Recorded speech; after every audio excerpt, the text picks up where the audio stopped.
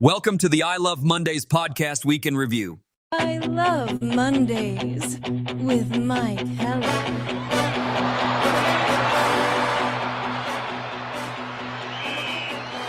Broadcasting live from an undisclosed bunker in the Badger State, this is I Love Mondays with Mike Heller.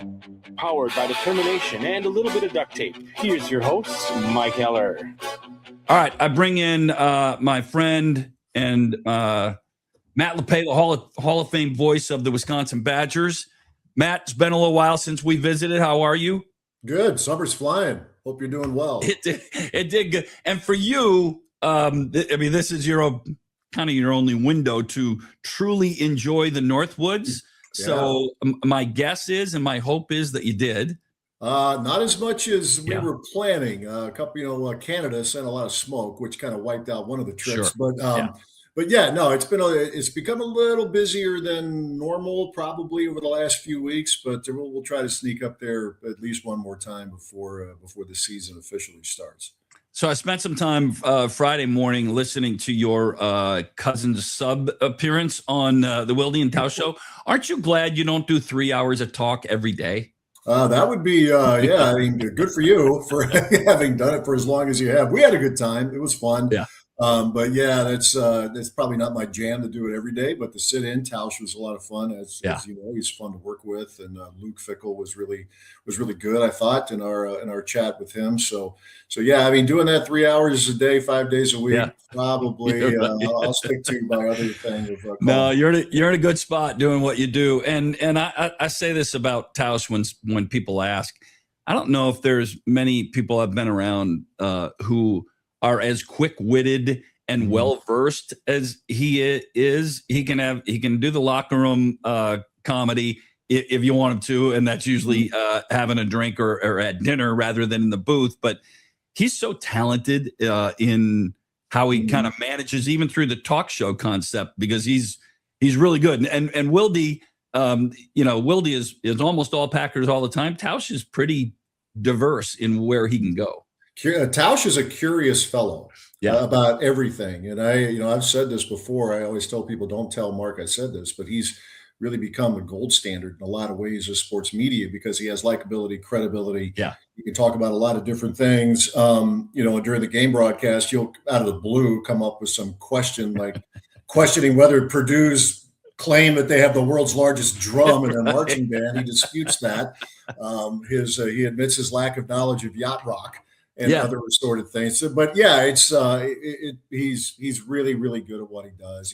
He's fun, and I put him and Brian Butch in a similar category. Yeah, they're broadcasters who played. I mean, you can get the ex-jock who does the ex-jock things. They're broadcasters who played, and Vinny is like that. Tim Dillard has become a personality, and he did pitch. He was for a long time. That's not the easiest thing to do for the former athlete at high levels, but those guys do it. So let's jump into a little bit of how have you've been entertained by what the Brewers have done all year? Like, what's your view of them as we approach the final 57 games of the year? What do you see in them? Yeah, I should also add Rock. Rock is a broadcaster who start with that. Obviously, is they talk about gold standards. He's this team is it's fun to watch. If you would have asked me at the beginning of the season, they would be this far above 500. I probably would have looked at you sideways, but they figure it out. And you think back of all the injuries they have had to deal with already this season, the scare with Miz, at least for now, he's all right. He just kind of toying with hitters yesterday again. We'll see is because what he's doing, we just don't see, particularly out of starting pitchers, but to throw at that kind of velocity. But their ability without being they're not Harvey's wall bangers, but they pick their spots. William Contreras a week ago yesterday with the walk-off. Yeah. But their ability to manufacture this, Mike, is I'm sure you've talked about. It's going to be really interesting here over these next several days leading to the trade deadline, because they made a really big eye-popping move since 2018. When they made a lot of moves. They got Mike Moustakas. That was a big one. And before the season, getting Kane via free agency, the trade for Yelich. Yeah. They made moves, But that was one, like, I'll never forget that with Moustakas. Like, ooh, okay, this is a big boy move here. The shot in the arm that can, not just to the fan base, but to the clubhouse, if there's something that makes sense. But Right. I just have such a faith in Matt Arnold and the baseball people that they'll figure it out. It may be an eye-popping move, it may not be, but it's probably going to be the move that makes the most sense. Yeah, and I look at who they are. The trade deadline is 7 days from today. The Brewers have an off day on Thursday. They'll play in San Francisco the next 2 nights, and then late Wednesday afternoon. They were in San Francisco, I believe, when they traded for Moustakas. And even on that deal for Moose, when they traded for him, it's like, where's he going to play? Right? Mm-hmm. Because it wasn't a positional trade. Moose ended up playing wherever they needed him, second base, because you were in the shift era. And I don't know that the Brewers are going to go get a bat, but I don't know that they're not. The conversation has been to Tarek Skubal or one of the top end pitchers, and Skubal's been that conversation piece. Detroit has not helped themselves. They lost 2 of the three over the weekend against Kansas City. They have a very difficult decision to make on their end. But the Brewers are as well positioned, Matt, as any team in baseball to make that kind of a move. And I know that the fan base is hungry for it. Franchise can't answer to the fan base and their hunger, but maybe now is the right time to make that level of a move. Yeah, and it's a move that you're going to give up somebody you don't want to. Right. If you're talking about bringing in, somebody with, a big time trade, a big acquisition. But they look to be positioned to be able to do that and absorb it if it makes sense for them. And that's but you're right with Moustakas. Remember, they got Jonathan Scope too, and then they would have these jumbo alignment infields, as Craig Counsell at the time called it. Not every move worked, but that was a year where they were really as all in as you can be for a small market franchise. So this is, and we know a few years ago, the Hader trade, but I'm talking about incoming. An eye-popping move. But again, they just, you would love to see a bat. You would love to see an ability to, hit the long ball on a more frequent basis. But they're still among the leaders in runs scored per game. There's always, everybody has a concern right now. I would just rather have the Brewers' concerns than almost anybody else in the National League. Well, we're going to get used to hearing certain segments of the fan base or media talking about, home runs win in October, and maybe historically they have. And they're going to talk about that the Brewers lead Major League Baseball in opposite field hits and infield singles, and those don't win in October. And maybe they don't. But baseball's funny. It doesn't always work the way it worked last year or 3 years ago. I'll finish the Brewer conversation on this, and I think we would be on the same view here. The Dodgers are baseball's best team. And if they're playing their best in October, they're going to win it again, because the best team playing their best they're going to win. That's the way it works. But it works in all of our sports that way. If Ohio State's the best team in college football and they play their best, you're probably not going to beat them. It's just the way it works. They got it's interesting you say that, because I was watching a Joe Buck interview over the weekend, getting the Ford Frick Award. Yeah. They were reminiscing about the 2004 season. Now, the Red Sox were good that year. They won 97, 98 games in the regular season, but that was the year they came back from 3-0 down to beat the Yankees in the LCS, and then blew through a Cardinals team that won 105. So to your point, the Red Sox were really good. It turned out to be the best in the American League, and got incredibly hot. You win 8 in a row, and you are all of a sudden you're on the brink of you're going to lose to the Yankees again. You do something historic, and then you blow away a Cardinals team that was loaded, 105 win team. You sweep them. So, can the Brewers be that kind of team? Well, who's to say they can't? The Royals in 15, they didn't have a bunch of thumpers. Right. They win it. They were zigging when everybody else was zagging. And I think that's what the Brewers are doing right now, which is, sure, everybody'd love to have a guy who pencil him in. He's going to give you 35 or 40 bombs. You'd love it. But they don't have that at the moment. But I love the way they approach it offensively, because that's who they are. They put the ball in play. They'll lay down a bunt when they need to. They'll go first to third. They do all of those things at a very high level, and you look up, they're 5+ runs a game. Let me on a quick little tangent here. You brought up Joe Buck and the Frick Award that he accepted this weekend. The best in this business, your business, a guy like Joe Buck, a guy like his dad Jack, just the top echelon of that world. What is it that you hear from them that they do so well that the average listener doesn't notice because that's how good they are at some of that fundamental stuff? What do you hear when you hear Joe Buck? Well, to me, and I think they touched on it because it's a really good. I didn't watch it start to finish, but I will. I saw a good chunk of it. Bob Costas did a really good sit down with Buck, and I don't know Joe Buck. Our paths maybe crossed once or twice, but I don't know him. But when I hear him calling a game, he's the command of what's going on, the homework, all of that is obvious. Yeah. But he has an ability to make the big call, but doesn't make it about him. Yeah.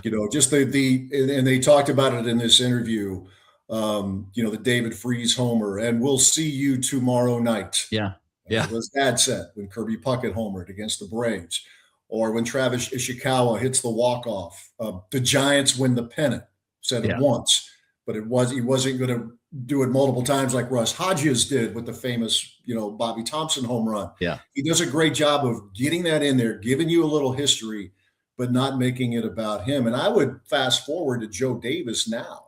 Sure. I was just going to go there. Walk-off, Freddie meet Gibby. That was perfect. You say it, you get out. And I think the best, particularly in television, the best do a good job of saying it, giving the caption. Yeah. Putting it in perspective and then getting the hell out of the way. Let your production truck do the rest. And Joe Buck does it incredibly well. Yeah. You got a couple of those with the bang, and 408 tend to jump to the forefront. And, not that I'm asking you to comment on those, but yeah, I mean, it after you've done that you have something that might live for a little while, right? I mean, that's part of what you do. I don't know that it's the intention, but when it happens that way organically, it's pretty good. Yeah, I don't think of it in terms of, boy, this is going to sound good on somebody's show the next day, right, or sound bad on somebody's show the next day. But you want to be able to capture it. And I've always tried to be short, be sweet, be out. Even for radio. Now you can't lay out as long on a radio call, obviously, as you can on television, but you still have to let the moment. Vince Scully said this, one of the things that attracted him as a youngster to get into the business is to hear the roar of the crowd.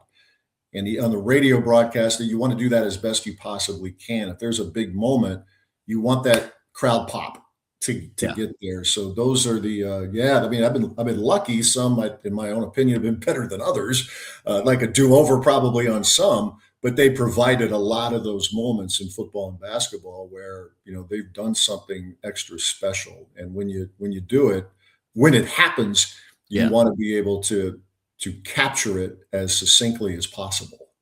You guys had on Friday when you were filling in on Wilde and Tausch, you had Luke Fickell on. Give me your sense of what you hear from him, and maybe has his demeanor into what is an incredibly important season shifted a little bit? Do you hear something different in him right now? Yeah, one of the questions I asked him, because I remember talking to him in spring ball, and particularly toward the end of it, and I walked away with a little different vibe.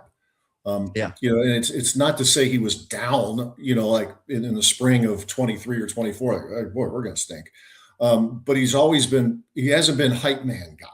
And I'm not saying he's hype man guy now, but just talking to him, I think he feels like his team's pretty good. And I asked him that Friday, I said, now, rather than me just speculating, I'll ask you, do you have a different feel? And he said he does. With the leader, the intangible stuff, the leadership group, but the talent, I think, of the quarterback spot, I think they're feeling like they have the pieces together in place here, or they're getting them in place to create an identity, which, as we all know, has been lacking with this program the last few years, where they think the offensive line can be pretty good. You keep your fingers crossed, they can stay healthy. They've got good, solid running backs. I think receivers who, there may not be a superstar in there, but it could be a good, solid group. So I just feel like they're kind of getting back to, they want to get back to having that identity that was so successful for this program for so many years. And, we all know they strayed from that a bit. They have more resources. That has become more and more well documented. After being near the bottom of the Big Ten, they're at least in a more competitive position now. And he has acknowledged that. So how many, we all know they got to win games. They got to do all that stuff. But to me, Mike, I think one of the things that in my own opinion, we do the guessing game. They got to win. Well, you better win 7 at least. 8 would be better. And I understand that, but I think it's one of these. You'll know it if you see it. You'll know it when you see it. Hopefully, okay, this is Wisconsin now. Like they're gonna try to pound the ball. Yeah, they're going to throw it. And winning the right games. Not getting dog walked by Iowa would be pretty important. Getting the axe back and all that, but.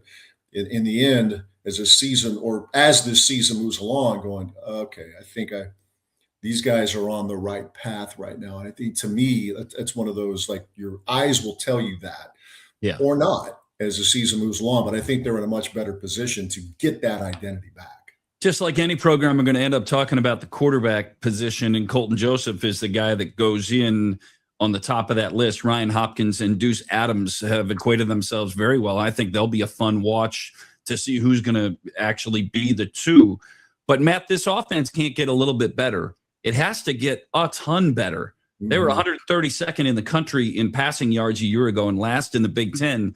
So a bit of an improvement is nowhere near enough. Are they capable of taking – not a quantum leap, but a pretty big leap forward in what they do offensively? Yeah, it needs to be a sizable step. They were 135th out of 136 in points per game. You're scoring 12, 13 points a game. You're not going to win. Right. They did well to win 4 under those circumstances. And while the newcomers, and I would also add the returnees, guys like Danny O'Neal coming back from injury, Carter Smith who stepped in and helped them win a couple ball games late in the year. But those 3 new faces with Colton Joseph and Deuce Adams and Ryan Hopkins, like all 3 can run. So if you go from, for whatever reason, injury or whatever, if you go from quarterback A to B, it's not like you got to completely change your offense. Where last year, with Hunter Simmons and Carter Smith, they were different. And it really philosophically it made it difficult. But as Vic mentioned, Friday, Mark, as you would imagine, is very much in agreement with this. It's the offensive line. You got to get back to that. I mean, you think of the best teams around here. The offensive lines were top notch. They were pros. From Barry's first Rose Bowl team to his second and third Rose Bowl team, the teams that Brett had, under the direction of Paul Christ and Paul's better teams, the head coach, there were pros in the offensive line. And that's where they would like to think with the returnees, guys like Kevin Haywood coming back from injury, Colin Coverly, Emerson Mandel, that those guys who've been in the program will continue to grow. And then Austin Kowecki at center from Oklahoma State, PJ Wilkins at left tackle. Fick mentioned they feel like they could maybe go 7 or 8 in the offensive line. I think if something happens to the center, that could be that may be suboptimal, or maybe there will be a jump here in training camp.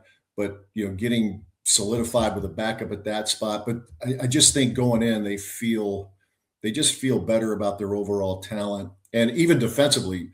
Mike, Luke thought this going into spring, and I asked him, I said, look, you brought these guys in for a reason, but did something pop with a couple of guys? Like, I didn't know that they could do this. And he mentioned Javen Robinson, transfer corner from Arizona State, thinks he might be the fastest guy in the team.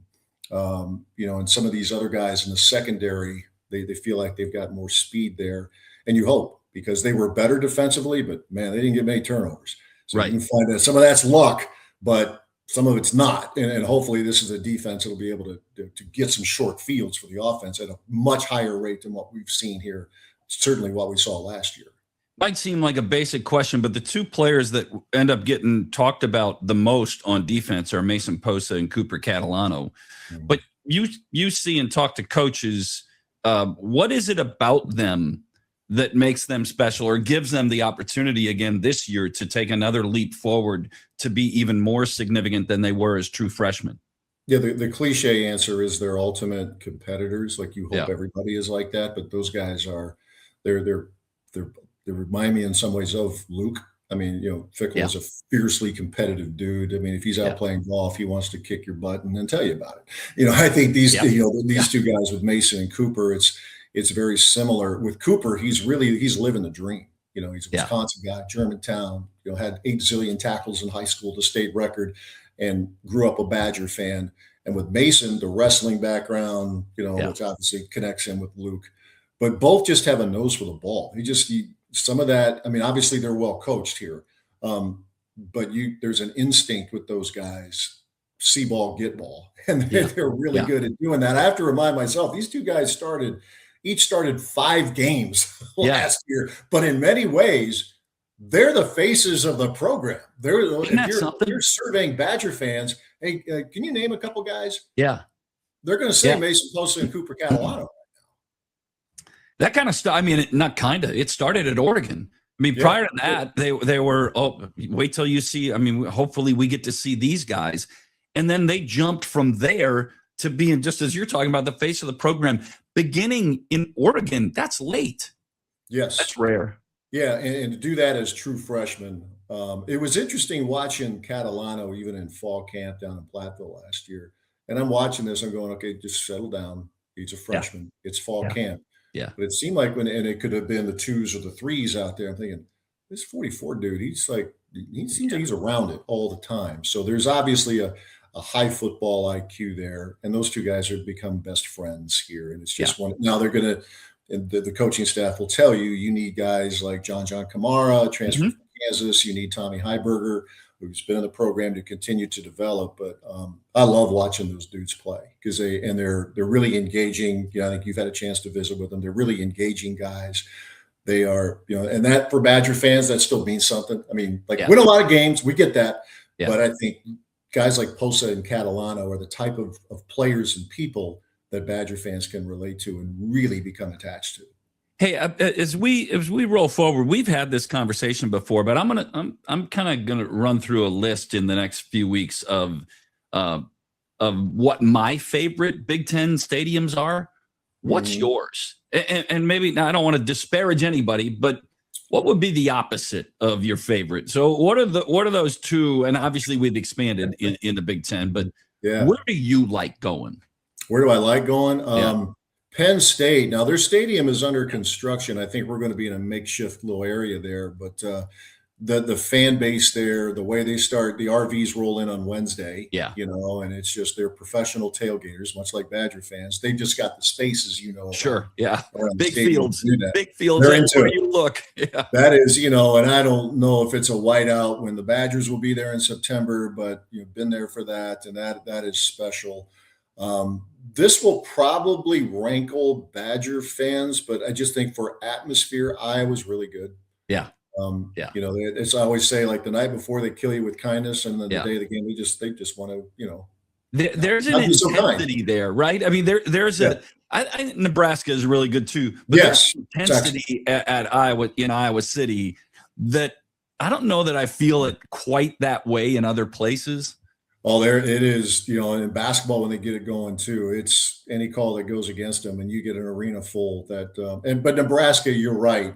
Going there, and it was everything as advertised. I know Barry always talked about that. But fans are pretty nice there, and they are, and they're very loyal. Great place to go. But Penn State and Iowa are really good. It's loud. Yeah. And with just the rivalry itself with Wisconsin and Iowa, that adds a little more than a little bit of spice. Hey, we're going to go to the Rose Bowl. I assume the only times you've been there have been on January 1. So going to the Rose Bowl in October for a UCLA Wisconsin game is going to be different. What's your mindset on that? Yeah, the only time I've been there, when I was with the Brewers, we would stay in Pasadena. Okay, so I'd take a walk or a run over the Rose Bowl, and I'd be a nerd just walking around. Everybody else laughs at you. They just laugh at me, and but not inside for anything other than the Rose Bowl game. I still think, and I know it's antiquated in terms of the lack of the modern amenities and the number of premium seats and all that. It is my favorite venue, just with the mountains. And, It's a paradise. And, I think players would tell you the field is it's immaculate. But while UCLA has high hopes with Bob Chesney as a new head coach coming from James Madison, if he's anything like the last coach who got to the Big Ten from James Madison, it could be pretty good for the Bruins. The Signetti guy did okay. But you're used to 90+ thousand for the Rose Bowl game. This probably won't be that. So it'll be a different kind of vibe, but I love going there. I'm looking forward to it. Two final thoughts. One, Sean Eichhorst, you and I haven't visited on the pod since that hire became official. You certainly knew him in his first go around here. Your impressions of that decision and maybe what is on his plate as he gets started here. Yeah, I think, first of all, I think there were a lot of pretty interesting candidates, some with Wisconsin ties and some who have worked exclusively at the professional level. But they had, I think, some pretty intriguing options. As this thing was moving along and we knew Sean was interested, I thought this could be a perfect fit. He's got institutional knowledge. He's been to other places. By his own admission, he's been knocked down, but he's also been a part of a lot of really good things at his stops, either as a deputy or as an athletic director. I just think everybody goes through a honeymoon stage right now, but Sean he's walking it. You talk, you could walk it. I mean, he's talking to teams. He's connecting with all the coaches. He's asking, hey, who should I meet? I want to be in a certain city here. Yeah. Is there anybody I should talk to here? Yep. And he's doing that. So he's smart. He's fun. He likes to be out with people and laugh and joke. So, and I think everybody, we all know that football's got to get it going. That's the captain obvious. But I think with him, I've just noticed, we talk about with Luke, I've noticed a little different energy because there are people who have known Sean for a long time, some coaches, including, guys like Mark Johnson, Greg Gard. I just think there's going to be a little bit of juice that comes into the department itself. And you hope over time, a little more, maybe some more unity in how they approach everything in the offices, as well as community outreach, donor outreach, the whole 9 yards. I just think Sean I'm excited for him, and I'm excited for that athletic department because and Mac is a friend, and I think maybe this is the best move for Mac to get into the Big Ten in his position there, and which he's obviously done. And under the circumstances, I think bringing Sean in has all the makings of being a home run hire. We're I think I'm not looking at a calendar, but I think it's 7 weeks to the opener at Lambeau, right in that vicinity. Something like that.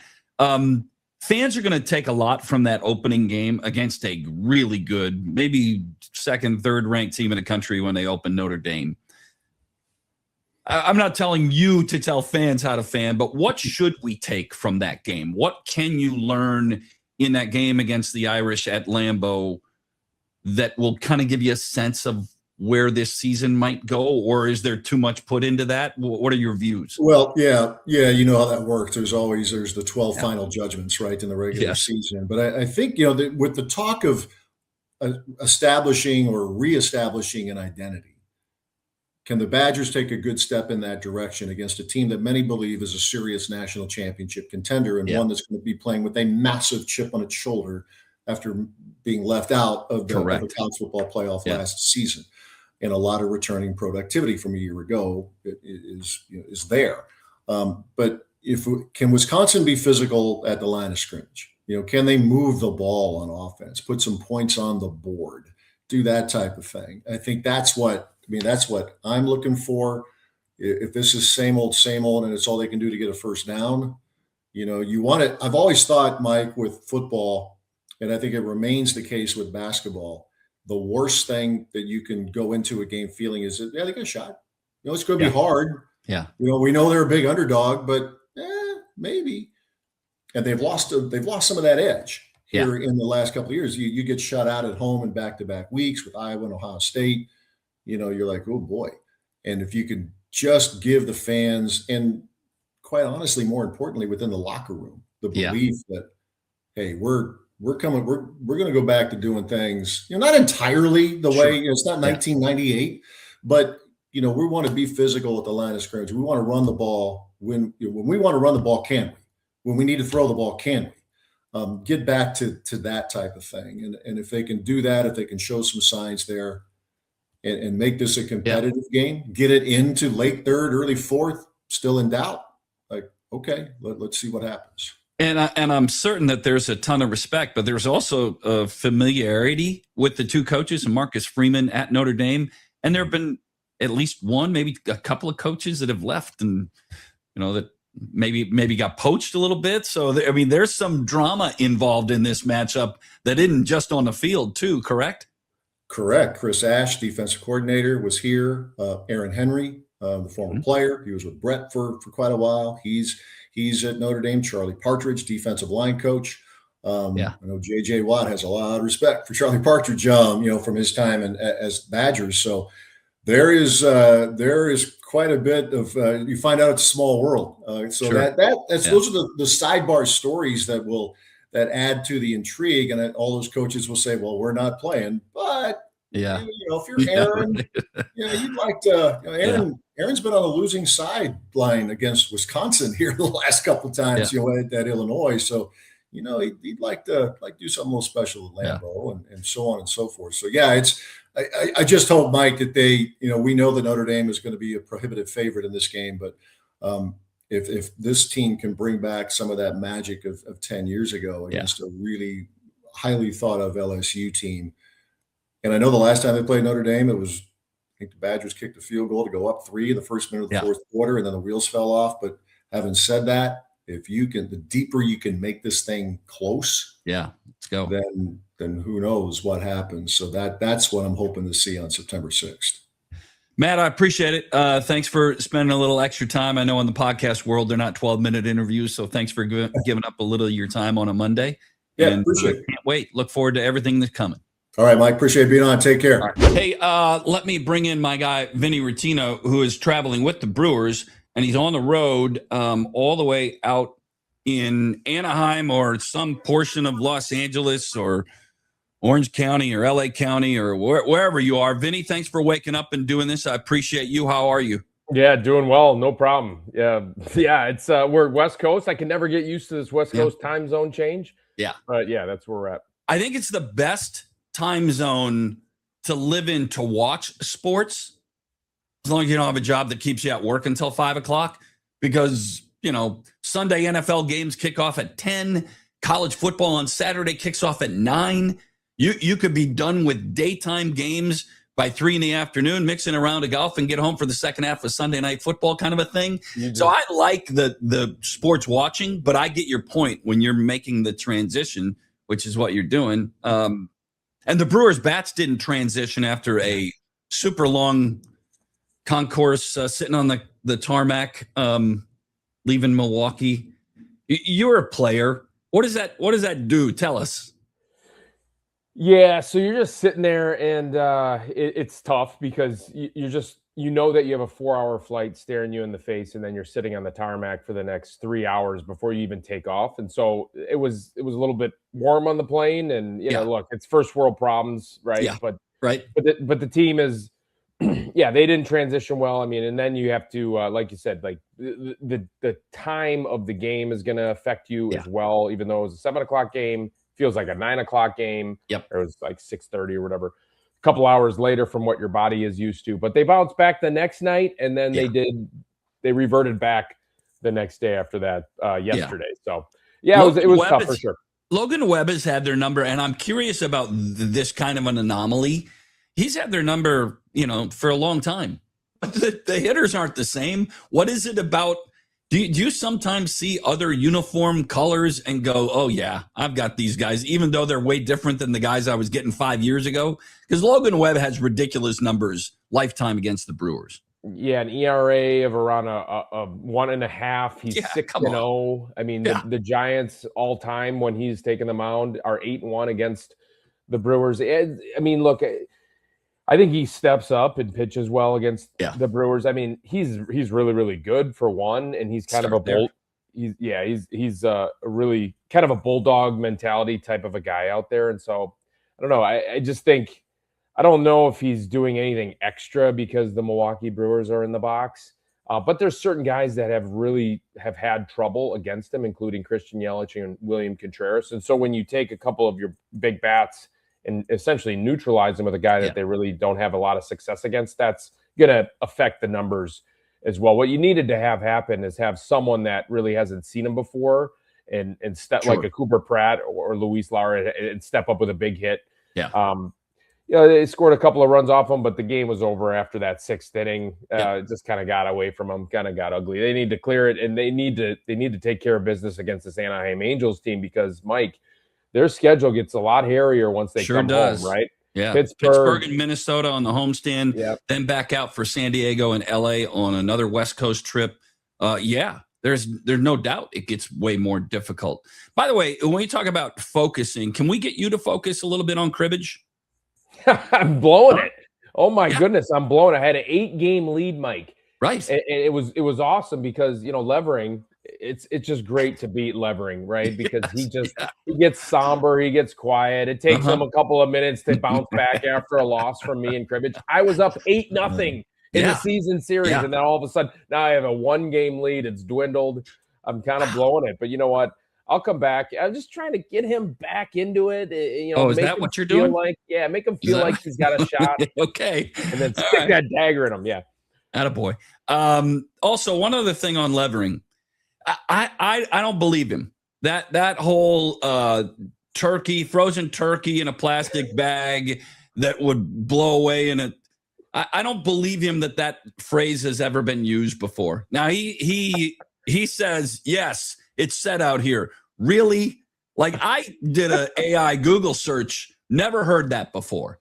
I mean, did he say anything in between innings? Like, yeah, that's said out here, or did he just make it up? I mean, look, I love that I called him out on the air. I said, "Old adage, really? That's no one's ever heard. No way, not a chance." Jeff is one of the best in the game at play-by-play. He truly is, and he's very, very talented. And he takes the advice that Brian Anderson gave me 6 years ago when I started doing games. Yeah. Just kind of let it fly, right? And trust what you're going to say. Let it fly.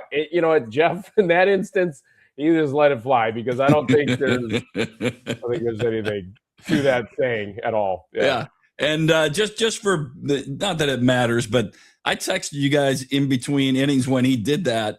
And you guys, I mean, even in a broadcast, you guys text back. I mean, you're seeing what's coming in. But you called him on it, then I called him on it, and then he doubled down. He said, no, it's real, 100%.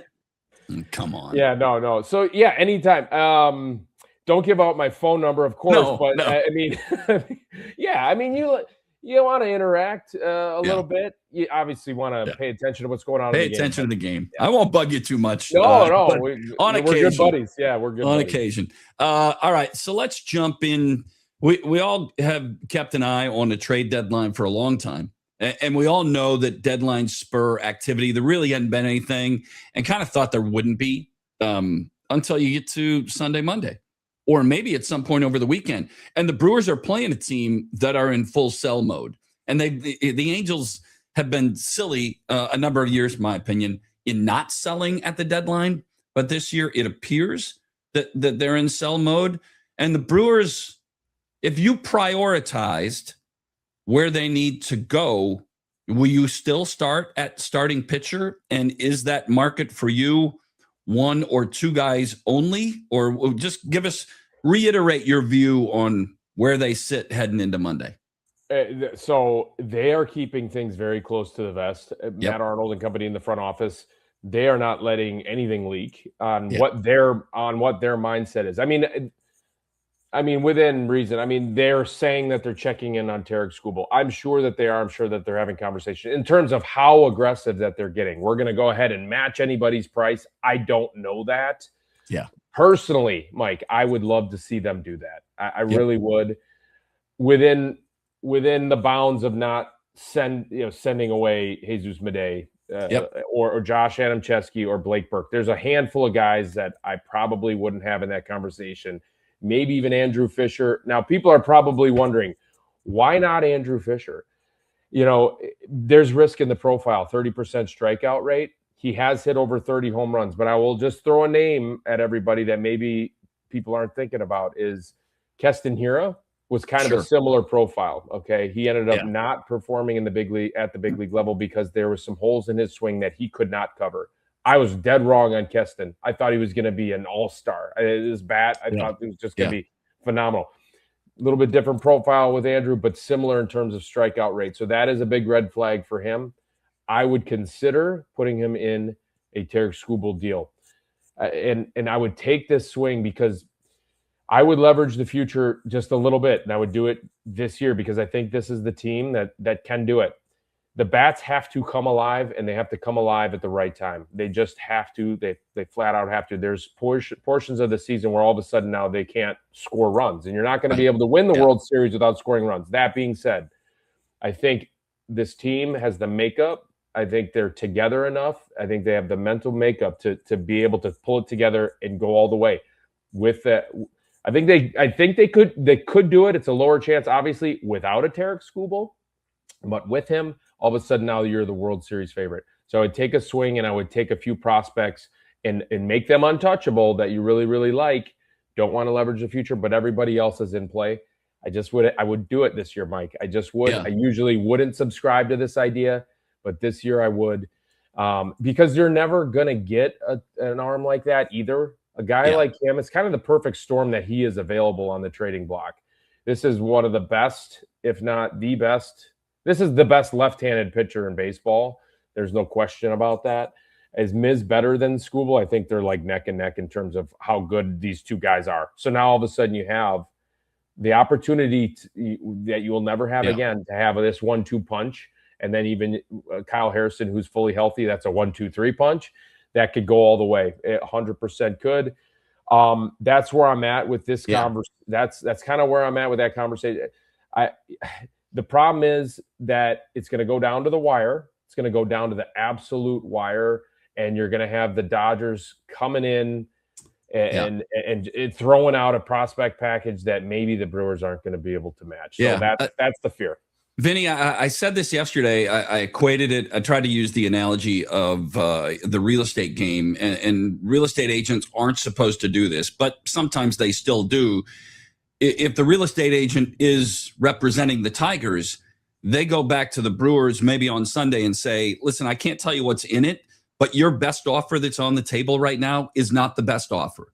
And we're going to take the best offer. Is Matt Arnold and the Brewers, are they willing to make that extra piece there? And then I wonder who those extra pieces are. We talked about the minor league pieces, but what happens if they want Logan Henderson as the major league ready arm, or Shane Drowan? I don't know about Sproat, but if all of a sudden that's the guy that gets the deal to happen, what's your view on those three major league arms for the Brewers? If trying to go get the guy, the other team says one of those has to be included with Fisher and Luis Pena, whatever that minor league package is. Yep. Very difficult decision that you would have to make. And, okay. So how would I rank those guys? I would say I would put Shane actually at the top of that list because the Logan Henderson stuff, I mean, he has been phenomenal. I mean, he's been ace quality type of performances every single time out. The injuries, they scare you, right? Yep. So the biggest indicator for future injury is past injury. And so Logan Henderson has a laundry list of past injury. Shane Drowan also has a couple of blips on his radar in his injury history. He just feels like a little bit more durable of a guy.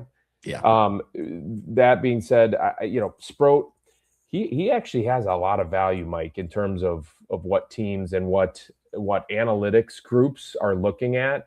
There is some indicators there that he could be the best of those three and the most durable and reliable, right? I mean, it's hard.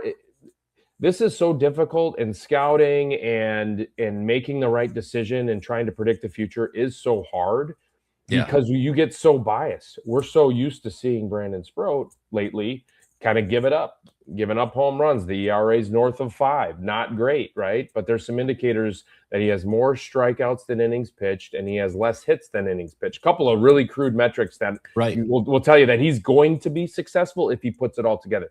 Those metrics that he really doesn't know what he's doing. Look, and I'm in a hotel room. I hope he's not in the next door. He really doesn't know. It doesn't feel like he really has scratched the surface as to how good he could be. He still looks like he's just throwing it, being a thrower right now instead of being a pitcher. That's kind of where he's at, and he has such a high ceiling that he might be the best of the three. I don't know if the Brewers will actually be willing to put him in a deal. Right. I'm a little bit biased by recency bias in terms of what we've been watching from him, that I might throw him in the deal. I certainly would rank him third. And I think other teams would covet him. I really do. And I think the Tigers would covet him. So I think that could get it. So if it was him and a really highly touted prospect like a Pena and one more, I think that could get it done. I don't know if Matt Arnold and company is going to be willing to part with a top 100 prospect in Luis Pena. Yeah. Mike, I'm telling you, and I'm usually in lockstep with Matty, with Arnie, in his decision making, because look, we've been watching the Brewers sustain this winner for a long time now, and they're positioned to continue for the next 10 years to be a winner. They just are. That I think I would do it this year, though. I think I would make that deal. If you weren't shopping on Fifth Avenue, which is where Tarek Skubal is available at that storefront, if you had to go one street over, we went through a couple of guys last week that you weren't that fond of, and Michael Wacha was one of them. I think Ryan was another one. Who did we talked about the lefty from Los Angeles that we might see this weekend? Yeah, Demers Soriano. Yeah. Is there somebody else on that list, like a Robbie Ray, that there is a next street over guy that might intrigue you? Here's the thing on that. I think the Brewers have been shopping in that bargain bin for every single year now for the last 6 or 7 years. Now, I'm not saying Reed Detmers is a bargain bin. Actually, I think I just don't know if I would give up the prospect capital for a Reed Detmers who has given up home runs, is not a proven commodity, and you don't know if he's going to give up 7 in a playoff start. You just don't know. Whereas Tarek Skubal, you know what you're getting. Look, could he give up a couple of home runs in the playoffs? Yeah, sure. But look, he looks like a guy that could win you the World Series. Just like CC Sabathia, by the way, did not win the Brewers a World Series. Let's just keep that in mind. Yeah. But they didn't win a playoff series. Yeah, exactly. But it gives you the best chance. In terms of the bargain bin, I wouldn't leverage the future for any of those names that we just talked about. What I would kind of do is I would get, and people are going to probably push back on this, I would shop in that bargain bin for Freddie Peralta. Just because the reason why is because you need guys to get you to the finish line. You need one guy. They're going to need one starting pitcher. What that name's going to be, hopefully it's Skubal. If not, it's going to be someone that's not that expensive to help them get to the finish line with all these starts, with all these innings. The Brewers have the most starts from rookies all season in all baseball. That's not really close. 54 starts from rookies. And I'm not counting Jacob Mizrowski because he's not a rookie, but he's still super young, right? He's still super inexperienced. So how do you keep these guys healthy? How do you get them to the finish line? You got to add one guy. And I'm hoping it's Freddie, just because if it's not Tarek, why? Because they know what they have in a guy, in a person. They know that he is going to post every single time out. Now, what that price tag is going to be for David Stearns, I don't know. He's going to probably he's going to, of course, try to extract the most value in terms of a prospect package coming back. I just don't know if Freddie Peralta's trade market value is that high right now. And so maybe they can get him for cheap in that bargain bin. If you current available pitchers, how would you stack up in a division round series? Because are you going to use 4 starters because of Miz you don't want to pitch him on 3 days rest or on a 4th day? Do you think you use 4 starters in a postseason series, not the wild card round, but next? The division series, no, you can use 3 with all the days off. You can go 3 with the days off. In the CS, you'd probably need a fourth in the Where CS, would you right? where would you stack them up, not knowing that you might add, somebody else of your currents? And let's assume that Harrison is healthy. He gets a rehab start tonight. How would you stack him up? I think you would go obviously Miz. Then you would go, Harrison, a fully healthy Harrison. I would go Harrison second. Then I would go Logan Henderson third. And then the fourth guy would be Shane Drowan, but he pitched exceptionally well out of the bullpen in a bulk role earlier in the year. And so you could use him out of that bulk role in that DS when you just need 3. And then the CS, you can have him make a start.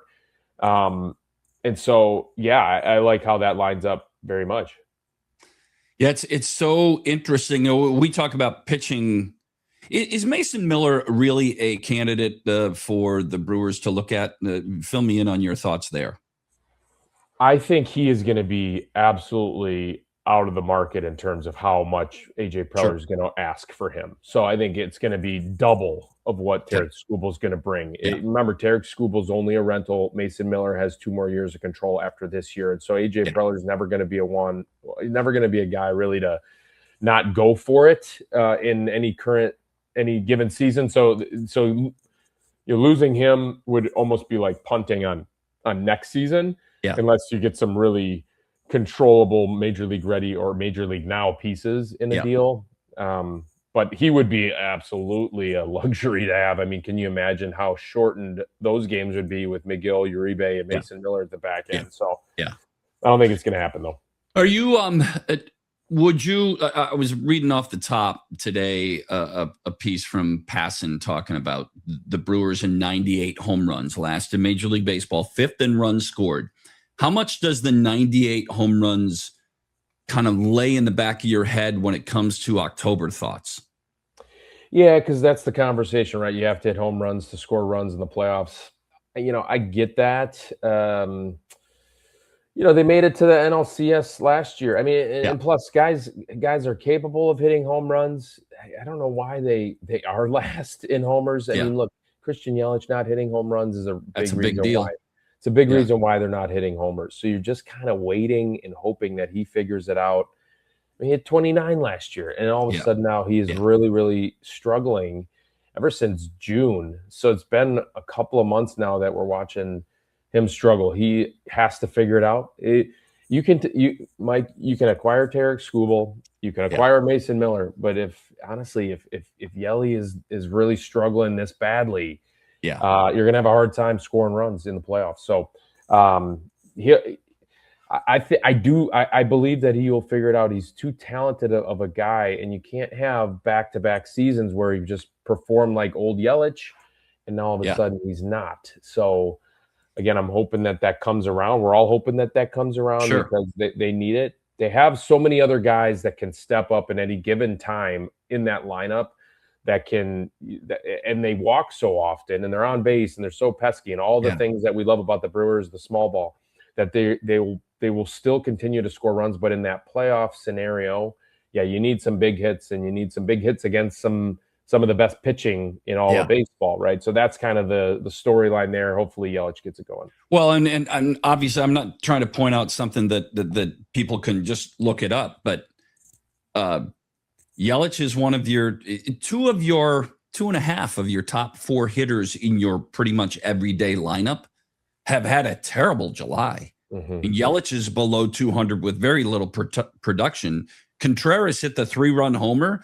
That's 3 of his 7 RBIs in the month. He has 1 homer in the month. That's it. He's hit 183 in July. And Jackson Chourio hasn't homered since July 4th. You talk about 3 of the top 4 guys in your lineup going through an extended non-hitting period. Of course, we're starting to look at, okay, is this team scoring enough runs? Can they score enough runs? Do they hit for enough power? 3 of your top 4 hitters in your lineup have been MIA for a month. Think about where, and maybe wouldn't have the win total that they have here in the last, since the All-Star break, if they didn't have Cooper Pratt and Luis Lara, 2 21-year-olds in the lineup. So, I mean, that's kind of what we're talking about, is that other guys do step up. But I'm 100% with you, Mike. At some point, it becomes a conversation, and you start to, get concerned a little bit. Like, okay, these guys have to come around. I just think Jackson not swinging it and not, finding the results with the bat offensively. Jackson True, that's going to come around. You just got to believe. And then so is William. The track record of them struggling very badly over a long period of time isn't there. They have snapped out of it, and we've seen them snap out of it. We've seen them just perform like all-stars over the course of the last 3 seasons, no problem. The one guy, the Yelich, the extended struggles, we have seen that. So that's the one area of concern. Jake Bauers swinging it again with a broken toe. So these guys, the ebbs and flows of the season and feeling good and seeing the ball well out of the pitcher's hand, that happens. And so I'm not super concerned about the guys, the Contrerases, the Jacksons. We've even seen Bryce kind of go through it a little bit at times this season, but he's been able to kind of get it back on the rails. And so it's a very fascinating makeup of a roster, because again, if these guys are swinging it all at once, they're going to win at the right time in October. They're going to win the World Series. Someone is probably listening to this saying, well, you could say that about every team. You can't. Sure. There's not every lineup has a group of this type of player that has this type of offensive profile where they do not swing at pitches outside the zone. It's quality at bat after quality at bat. And then, oh, by the way, they're actually pretty talented, this group. Yeah. Even the 21-year-olds that are sitting there in the lineup and playing every day. Yeah, and I find these conversations we have had, Vinny, many times in March, and you're going to have them in June, you're going to have them in August or September. But if Sal Frelick comes back healthy, and Brandon Lockridge, who had, I think he had a hit last night in his rehab assignment, maybe 2, or he homered in his rehab. They're going to have to make a call on Lockridge. If the cortisone shot he took in his shoulder is effective, he's going to be coming back and available in a week and a half or so. Mm-hmm. Now you got decisions to make too, because if both of those guys are available and active, you've got too many outfielders, right? I mean, right? These things typically take care of themselves, but I even then wonder, like, what is your game one of the division round look like as your 3-man outfield? Is Lara your starting right fielder? I mean, I think he is. And Frelick is a guy available to you to come off the bench, to pinch hit, to, I don't know if he's a defensive replacement for any of those guys, but right. I mean, these are interesting front office conversations too. Yeah, 100%. You have a logjam in the outfield. If Garrett Mitchell, so you have to, here's the other thing, Mike, you have to make sure that you kind of keep this depth, because Garrett Mitchell, we're kind of playing. Doesn't it feel like he's playing and we're on borrowed time a little bit, just because of all the injuries? Because of the history. Yep. And so you have to keep all this depth. So you're wondering, like, okay, well, what if you throw in a Sal Frelick into a deal to get, a Tarek Skubal? He's a piece. Yep. I would personally do that, just because to get Skubal. But you have to continue to keep this depth. Now, what's my outfield alignment if the playoffs start tomorrow? It's Jackson and left, Garrett and center, and Lara and right. You play the hot hand, and then in that game, in Game 7 of that series, it's going to be a guy like Sal Frelick hitting a grand slam to win the thing. Right? Scenario. That's kind of how some of these things play out. So, Sal, it's telling that Sal had that shoulder injury because again. This is a down year offensively for him, and I wasn't expecting that, considering how he took that huge jump forward last year. Yeah. So hopefully he's actually back and healthy, feeling great, and then maybe he becomes one of the hot hands. But you certainly he had a great June, and then he disappeared, maybe injury related, before they put him on the IL. And then this is the fans' question: What do you do to get Bowers and Vaughn in the lineup together in the postseason? And is Yelich a guy that they would sit down when the games really mattered if he didn't find it in full? Because a lot of fans think Pat Murphy is he will not sit Yelich down. He won't pinch hit for him. He won't take him out of the role as a DH. I'm just curious as to whether you think if he didn't resolve this and he's still a low 200s hitter with just, a couple of home runs a month, is he a guy that could be sitting in a playoff game? It's a tough question. I think yes. I do. It wouldn't be an easy decision. It wouldn't be an easy conversation either. But what's the goal of the season is obviously be the last team standing, and especially, well, I would say this though too. Like, let's make sure that what if the other two guys aren't swinging the bats either, right? So you kind of have to. You would have to decide and play matchups at that point with whoever's on the mound and who matches up best against that guy. So, tough question, a tough answer, tough decision that would have to be. And look, I think it's even a tough. I think in the back of Murph's mind, he probably wants to give him a few extra days off just to get a mental reset. But it's hard to, because he wants to play every day and he wants to figure it out. And look, the Brewers need him to figure it out. They really do. They do. So they need those home runs. They need him to start hitting some homers and getting the head out a little bit with the head of the bat meaning. Yeah. Let me go back two thoughts and go back a couple of weeks in something that you and I both talked about here. What if in this Scooble deal, rather than asking for a current rotation guy, what if the add-on piece to get it done is Garrett Mitchell or Sal Frelick? Mm-hmm. Are you comfortable with Frelick? Is a different issue because he's such a good clubhouse guy. And I'm not saying Garrett Mitchell isn't, but I think that Sal Frelick he's kind of the heartbeat of this team. And maybe that has a bigger impact if you deal him. But if Detroit came to the table and said, okay, we want Fisher and we want one of your other top 100 guys, and then we want Garrett Mitchell, would you do that? Like that's all the things Matt Arnold is looking at, right? And you talk about playing a little bit with fire and maybe borrowed time because of Mitchell's injury history. A week ago, people are in my timeline saying, you wanted to trade this guy? Well, yeah, I don't want to trade anybody when they're hot, but that's a conversation piece, isn't it?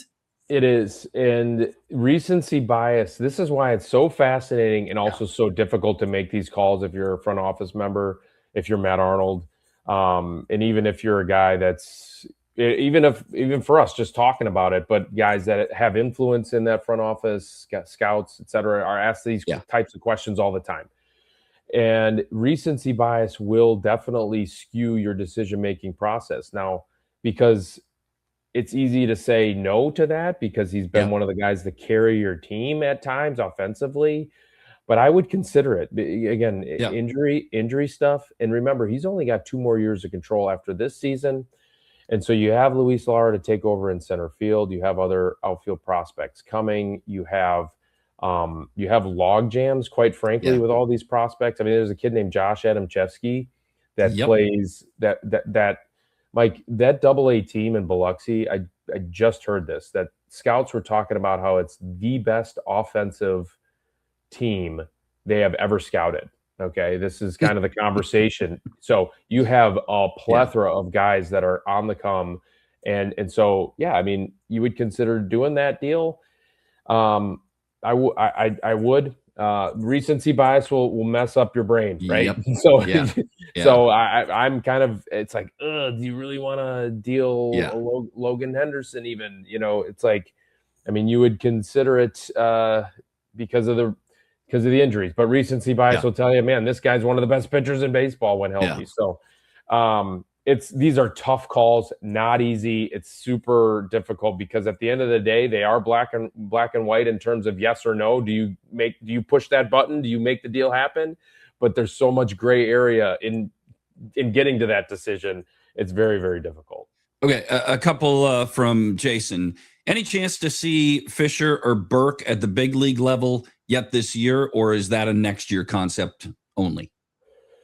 I think next year, probably. Okay. For both, I think next year for both. I was actually, if I was thinking if Jake Bauers, because he has the broken big toe, if he had to go on the IL, I'm thinking, okay, well, let's go ahead and bring up Burke or Fisher, I guess. Either one. I'm a little bit more in the Burke camp than Fisher, and I know a lot of people are the opposite. Yeah, they want Fisher right now. They see the 33 home runs, and look, he looks like a dude, like totally, and he could be Kyle Schwarber, but there's a 33 or 30% strikeout rate right now in the minor leagues. Yeah, and you just wonder if he's going to be Keston Hiura or is he going to be Kyle Schwarber? So that's kind of the conversation. And again, very, very difficult to predict the future here. Watching this guy hit 33 home runs, but Burke looks like an absolute dude. He looks like a great athlete despite not having a great body. It kind of needs to watch it. But he looks like a great, a great athletic offensive lineman type that hits home runs. I mean, that's kind of what he looks like to me.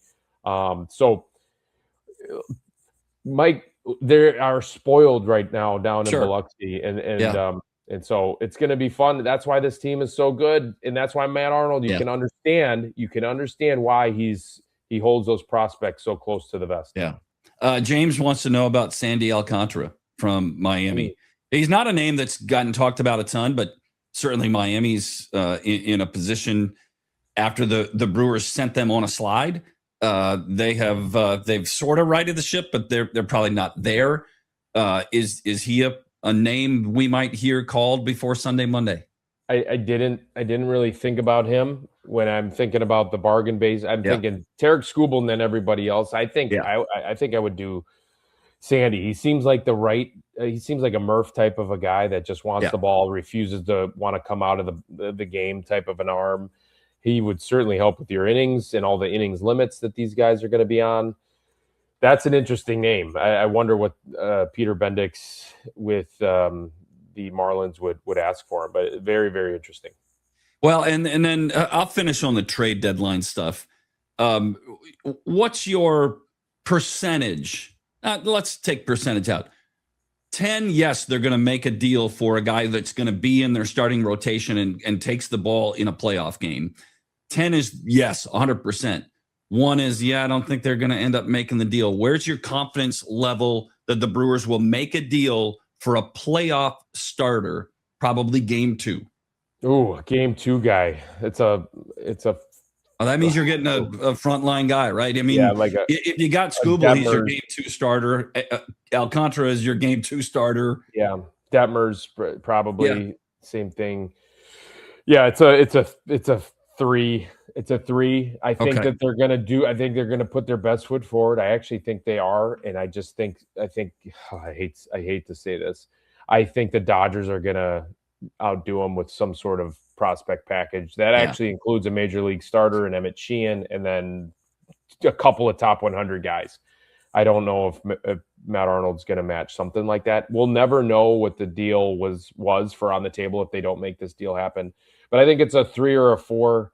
I'm not saying it's 0. There's 4 other teams in this conversation that are also putting their best foot forward. That's the other thing on this. If the Brewers were the only ones making the deal and say, okay, sure, I think Matt Arnold would do it. Like if he knows, okay, you have to give up 2 of your top prospects and then a major league ready arm, I think that deal gets done. But the problem is it's going to go back and forth with all these phone conversations and say, okay, that's a pretty good deal, but you know what? I have a better deal over here. Can you come over the top? And that's just how it's going to happen. And you have the Rays involved, you have the Braves involved, and you have unfortunately the Dodgers involved in this conversation. And so to come over the top and be the winner of those sweepstakes, it's going to be something that I'm just not sure that Matt Arnold's going to want to be, and he'll call, saying being responsible about the future. And it's true. It is being responsible about the future.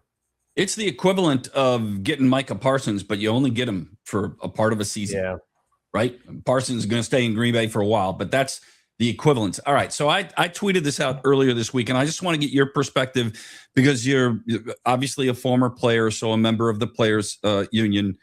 I tweeted out earlier this week, and one doesn't have anything to do with the other, but perception matters.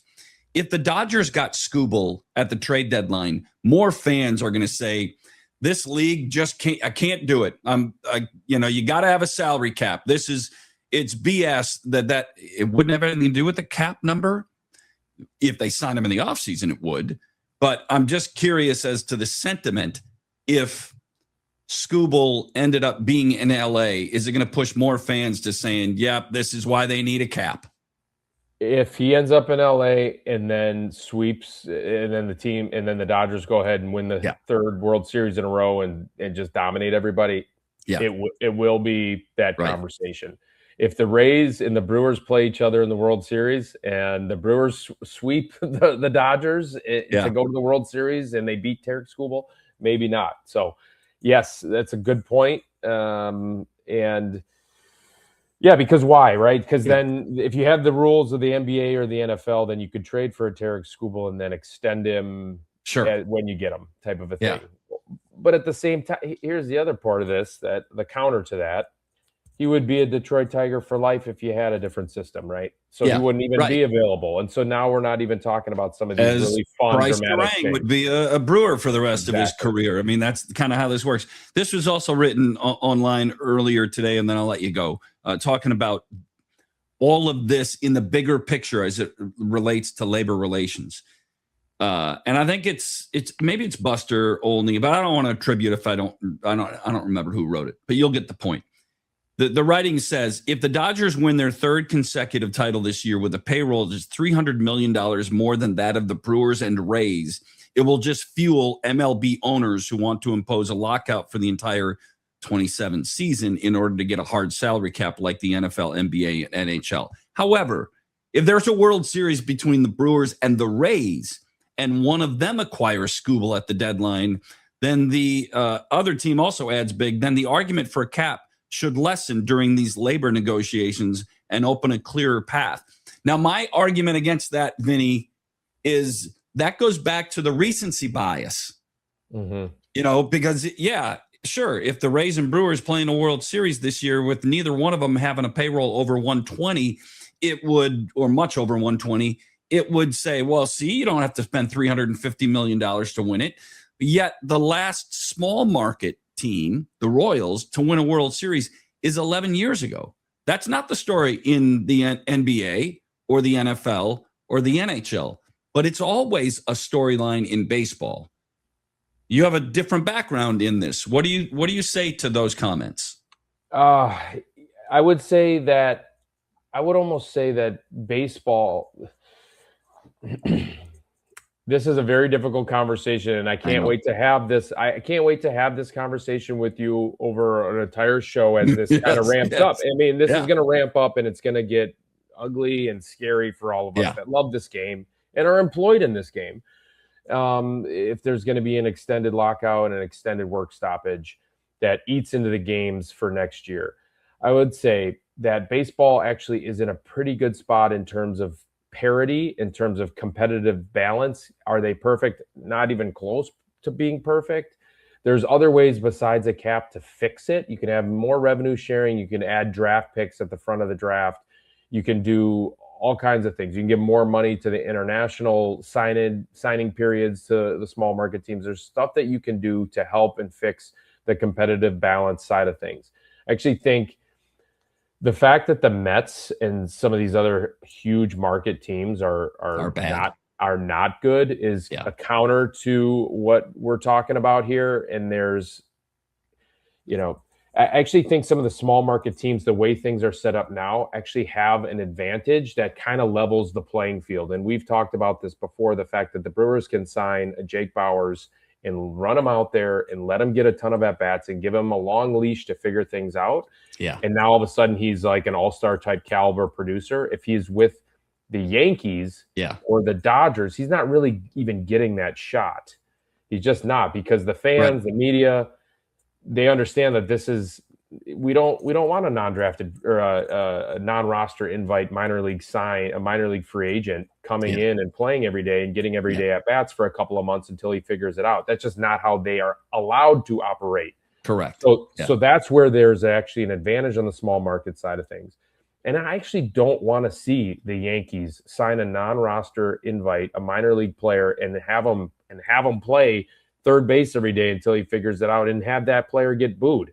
I'd rather have him, that type of player, figure it out in a smaller market team, figure it out and maybe get traded or something or sign a huge deal with the Yankees when he's nearing the end of his age curve, where now all of a sudden that's a bad contract. Where you're seeing that now with the Mets. You're seeing a lot of these bad contracts. You're going to see it with the Dodgers too, Mike. Some of these contracts, these guys are going to age not well. Freddie Freeman, Mookie Betts. So these contracts are the problem with the Dodgers. They have the best player we have ever seen in Shohei Ohtani that can pitch like a Cy Young and win MVPs as a position player and also steal bases. And they signed him to a deferred contract that they're only paying him $2 million. That's where this system is broken in that way. There's no way around it. That deferred money, which is they can do it, but that seems silly. It does. It seems silly. And the fact that they actually have that guy in Shohei, he's the one that's really he's how many wins does he add? Wins above replacement, like 8 or 9? Like that's not, if you don't have him, we're not having this conversation with competitive balance. I really don't think we are. I think the system is a little bit broken in terms of the dollars that are able to be spent by some, but not others. But again, you can share more revenue. I fear the lockout. The players are not going to cave, and I fear the lockout in an extended time missed. And they just don't trust each other. That's the other thing. I think if the players 100%. Trusted, okay, how much are you going to share with us? They set a 50-50 split. Well, they can defer all this money. There's just a huge, not defer, but hide a lot of the expenses as to what is actually revenue. So that's the conversation. And I don't know how it's going to get resolved. Well, we'll spend an hour on it or more after the World Series parade. I mean, we cover all of that, and then after all of that, then we talk about that stuff. What do you do now? It's only 9 a.m. You get the full day and a half in Anaheim, Los Angeles. What's on Vinny's day plan? I'll go walk around a little bit. Okay. I'm not a big. Not going to Disney.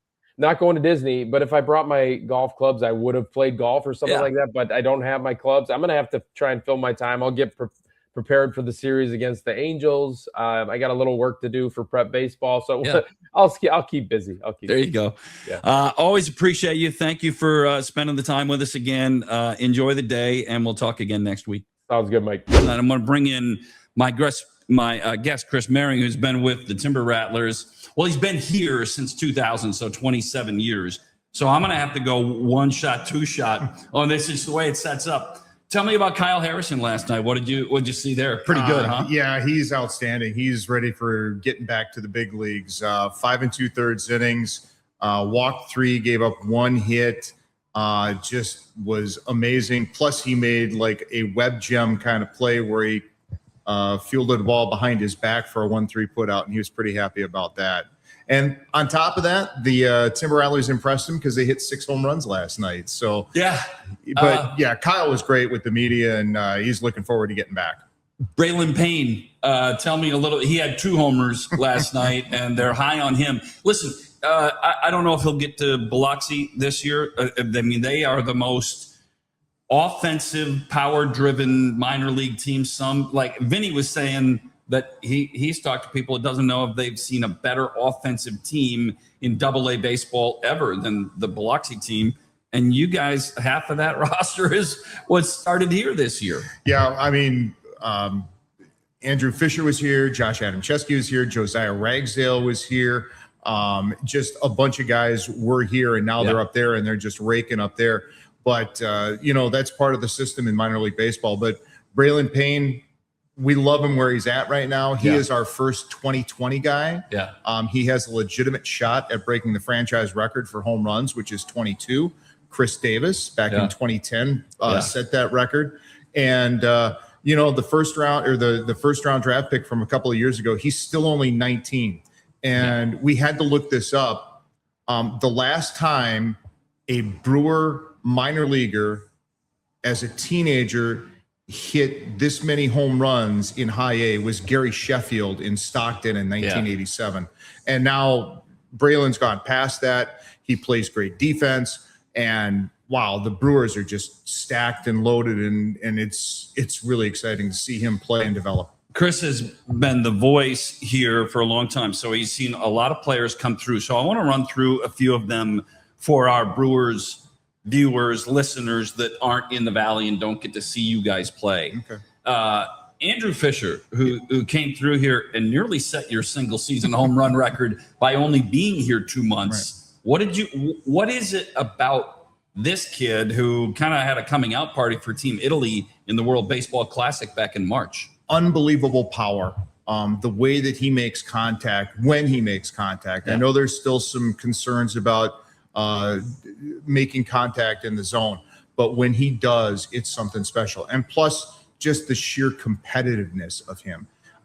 We had him for our media day, and he said something, I want to win every game, and I don't want to just squeak by. He wants to blow teams out.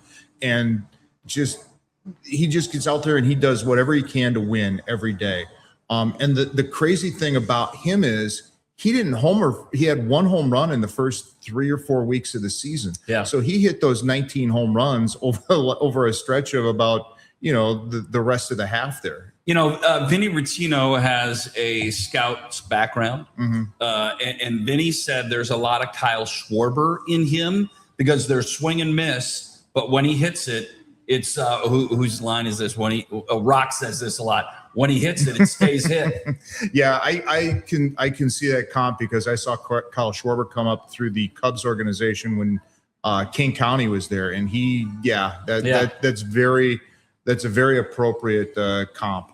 So Jesus Madej is the other name that everybody wants to talk about, and Luis Pena is another. Right. Yeah, let's start with Madej. He's not here anymore, but he was. What did you see? What's special? He was here at the end of the year last year, and we begged for them to send him back, but he didn't belong here because he went up and helped Biloxi in their playoff run last year.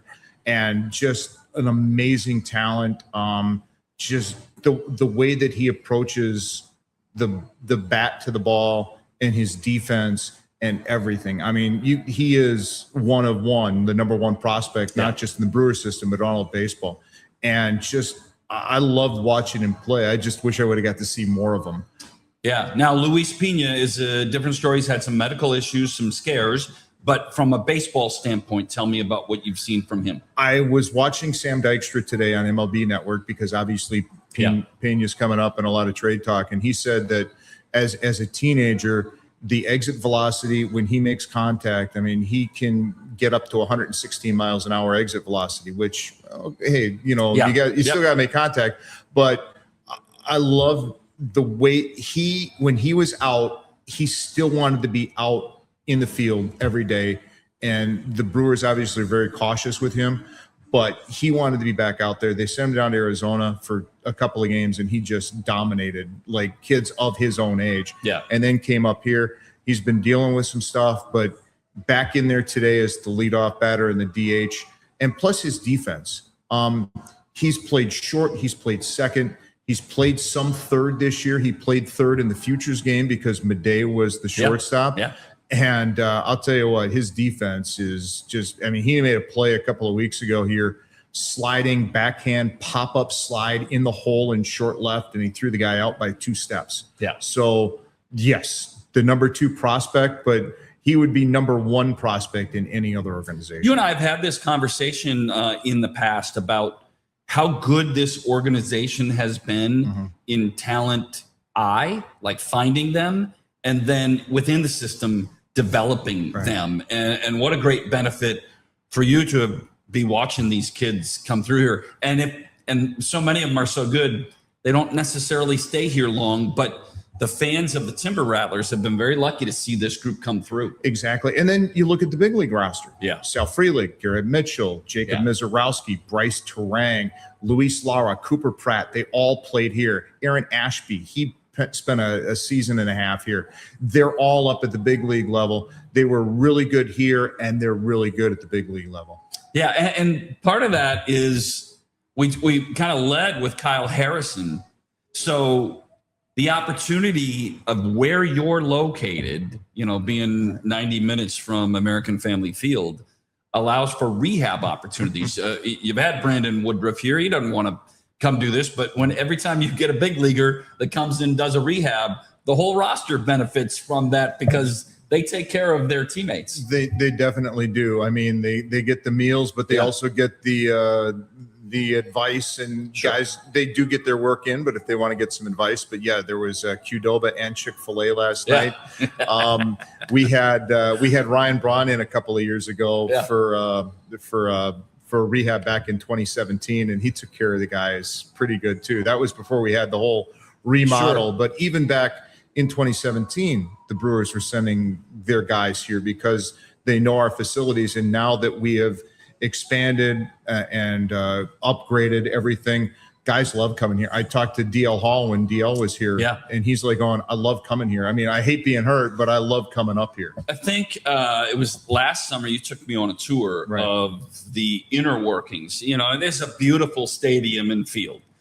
But what you have to have is the other amenities, and your amenities here for the player are as good as any minor league facility, whether you go to AA, sometimes AAA, and that matters. I mean, that makes a difference. Not to take anything away from what's in Nashville and what's in Biloxi or even in the new stadium in Wilson, but we really pride ourselves on being the best in the system, and whether that's making sure there's an outdoor agility field, or making sure there's a player lounge, or creating a video room for our video guy, and having a hitting tunnel and a full weight room. I mean, we're doing whatever it takes to keep the relationship between ourselves and the Brewers and with the players intact and improving every year. So I grew up here. So I grew up at Goodland Field with the Appleton Foxes, and we got to play our home high school baseball games there, and our Legion games for the Appleton Rebels were played at Goodland Field. This is a far cry from Goodland Field, which was an amazing, I don't know if you're familiar with it, but having grown up here, this is my way to transition also into community. And what happened here Monday in the Fox Valley is an extraordinarily tragic event, and I feel so grateful that there wasn't loss of life in it, but there is change of life in it. And I'm sure the Timber Rattlers are affected in that way, but also doing some work to help the community get back to where they want to be as well. We are donating our proceeds from this week's 50-50 raffles to tornado relief. Fantastic. I know that the thing about the community was it happened and everybody wanted to get in and help right away, but there was no real, we don't have anything set up for you. So we're kind of working with that. Our bobblehead on Wednesday was sponsored by Feeding America Eastern Wisconsin. They have been really big in the tornado relief. I talked to somebody who used to be our video producer here at the stadium, our production director. He now works for them, and he said they were over at the tornado sites all morning, got a change of clothes, came out, and they were raising money, and they were trying to do a food drive and everything like that. So the rest of this week, and for the first couple of games of this series, half our proceeds from 50-50 are going to tornado relief. Chris, let me shift back into talking about the Brewers. You've seen a lot of times, I mean, having been with the affiliate for this period of time, what is it through your eyes that makes what the Brewers have done under David Stearns and now Matt Arnold, but all under Mark Attanasio's leadership? What has the organization done? What is it? What makes the feeder system that we've seen in play, that the Brewers have been in the playoffs 7 of the last 8 years, and the talent right now is number 1 in all of Major League Baseball's farm system? Through your eyes, why is that? I think it's the scouts that go out and beat the bushes, and they maybe grab a guy in the 3rd round that other people think is maybe like a 10th round guy, and they go after him, or they give somebody in the 10th round maybe 1st round money or above slot, and they coax him away from college. I know they did that with Cooper Pratt, and that even goes back. I don't know if everybody remembers Scooter Gennett, but Scooter was like a 15th round pick. He was a high school kid out of Florida. Everybody thought, he's going to Florida State. And the Brewers came in and took him in, I think, like 15th round or something like that. And just gave Cooper, or they gave Scooter a little offer, and I didn't want to go to college. I wanted to play pro ball. Yes, so it's that kind of relationship. And plus, when David Stearns took over, it was young, controllable, and very good talent. And you don't just want to have one class and rest on it. You want to have wave after wave after wave. And we have seen that now. I mean, you had Garrett Mitchell and Sal Frelick and some other guys coming in. Yeah. And now you've got Lara and Pratt. And then behind them, you've got Fisher and Madej and Pena and Payne. And even the guys down in Wilson right now, there's a kid, Braylon Antunes, down there that I think people are going to really like. And Delfrey Encarnacion, he is another guy people are going to like. Yeah. And it's the wave after wave theory, I think. And part of that is the Dominican influence. The Major League Club has done such a great job in identifying young talent and then getting them here. But you and I and managers have also had this conversation of how difficult that transition can be.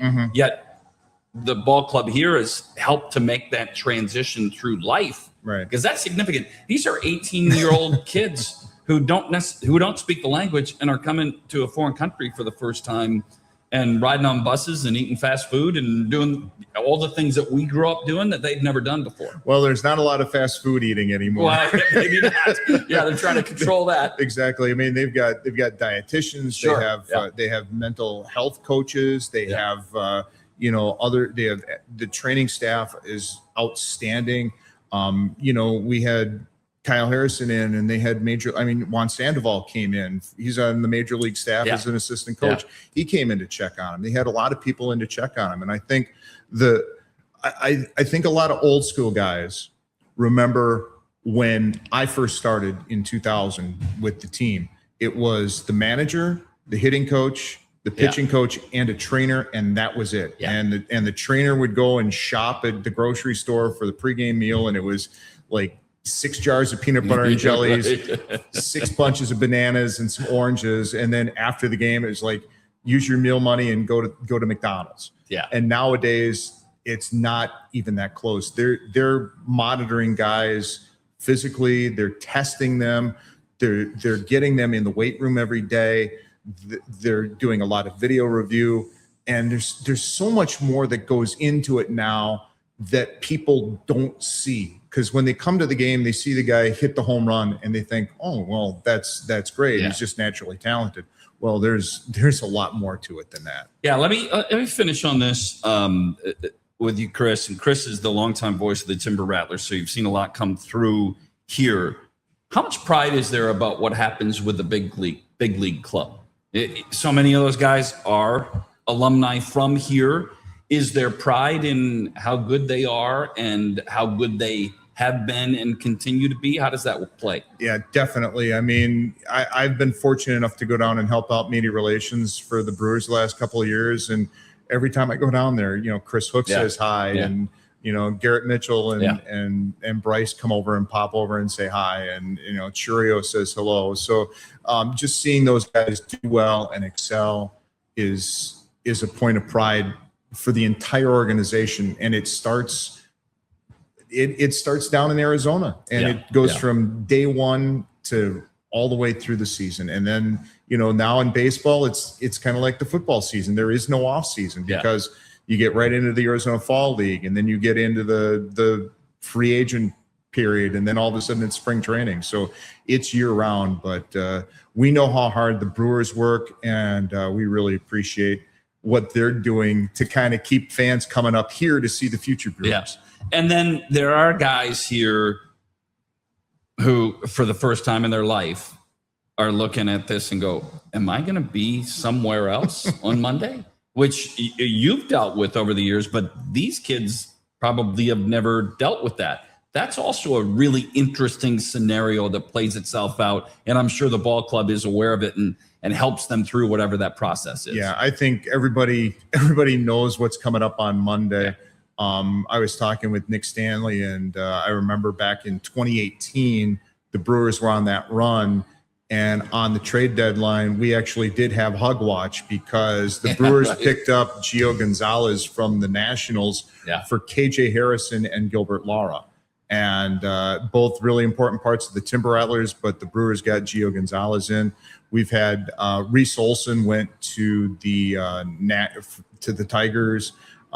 We've lost a couple of other, like Antoine Kelly went to the Rangers, and a few other guys over the years. So, I mean, it's part of baseball. We take as much pride in those guys when they make the big leagues. We just hope they don't do well against the Brewers. That's right.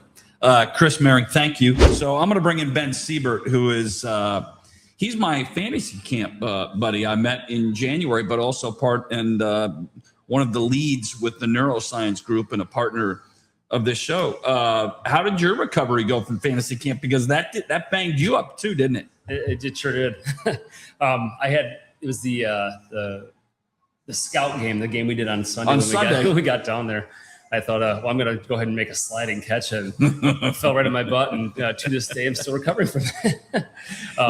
They kind of told us, the veterans said, hey, Sunday, don't just relax, just slow it down. But it's really hard. The competitive instincts kind of take over, and you do what your brain told you to do when you were 25 or 20 or 18, and your body says, I don't know.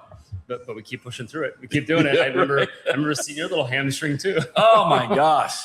Yeah, I was popular in the training room with the Brewers full-time trainers are the ones we get at Brewers Fantasy Camp. So I was an interesting case study. I went in on Thursday. I had bruised up from an oblique. Now, I don't know if you remember the hamstring. I remember both. But I bruised up from the oblique, and I showed John Adam. I said, hey, Quincy is what Drew Olson always called him. I said, hey, John, can I show you something? He goes, yeah, I've seen it all. So I lift up my shirt, and I show him my bruise that went all the way around my midsection to the middle of my back. I didn't know I had an oblique, but I do apparently, and it was pulled on the first morning game on Monday. I pitched. Jerry Augustine put me into pitch. And in the, like halfway through my first inning of pitching, I felt it. And then it didn't do it hurt the rest of the week. Every time I threw or swung the bat, it hurt, but it didn't bruise until Wednesday. And then on Thursday, I showed John Adam, and he goes, oh my. And he calls over all the training staff. It's like 8:30 or 9 o'clock in the morning. Hey, training staff, come in here. This is what an oblique looks like when somebody's on a statin and in their 60s. And they're all like, whoa. And I said, well, what do I do? He goes, what do you mean, what do you do? I said, well, what do I do? He goes, what do you do for a living? I said, I'm a talker. I just do sports talk. He goes, I don't know, just play. I mean, you're not going to hurt it worse. If it was one of our guys, we'd shut him down for 30 days. But you paid to be here. Play or don't play. Do whatever you want. But, I mean, that's the way the whole camp works for all of us. We're all hurting. We're in the 40s, 50s, and 60s. Yeah. I was in the training room, I think, every day. The cold tubs every day. The hot tubs and the cold tubs to switch. I mean, I came out of there with the recovery for probably about 2-3 plus weeks. And then, like I said, in my rear end for a while. Still got a little sciatica from that now, too. And it's been fun. And there's a big tub, not the cold tub and the hot tub, but there's a big tub of cold beer. There is. And when you would go into the hot tub, cold tub after the afternoon game, you'd walk in there and the training staff would go, oh, it's a 2-beer training session today. Yep. Sure, it's a lot of fun, isn't it? It was awesome. Absolutely. A ton of fun.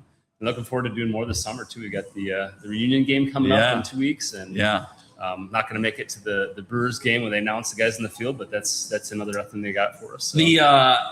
So the reunion game is August the 11th. It's not, I don't know if nobody goes to watch it other than some of the family members and the like. So it's not like it's open to the public concept, but I haven't thrown a baseball since we left the stadium in January. I don't think, I did in May with my son-in-laws. We did a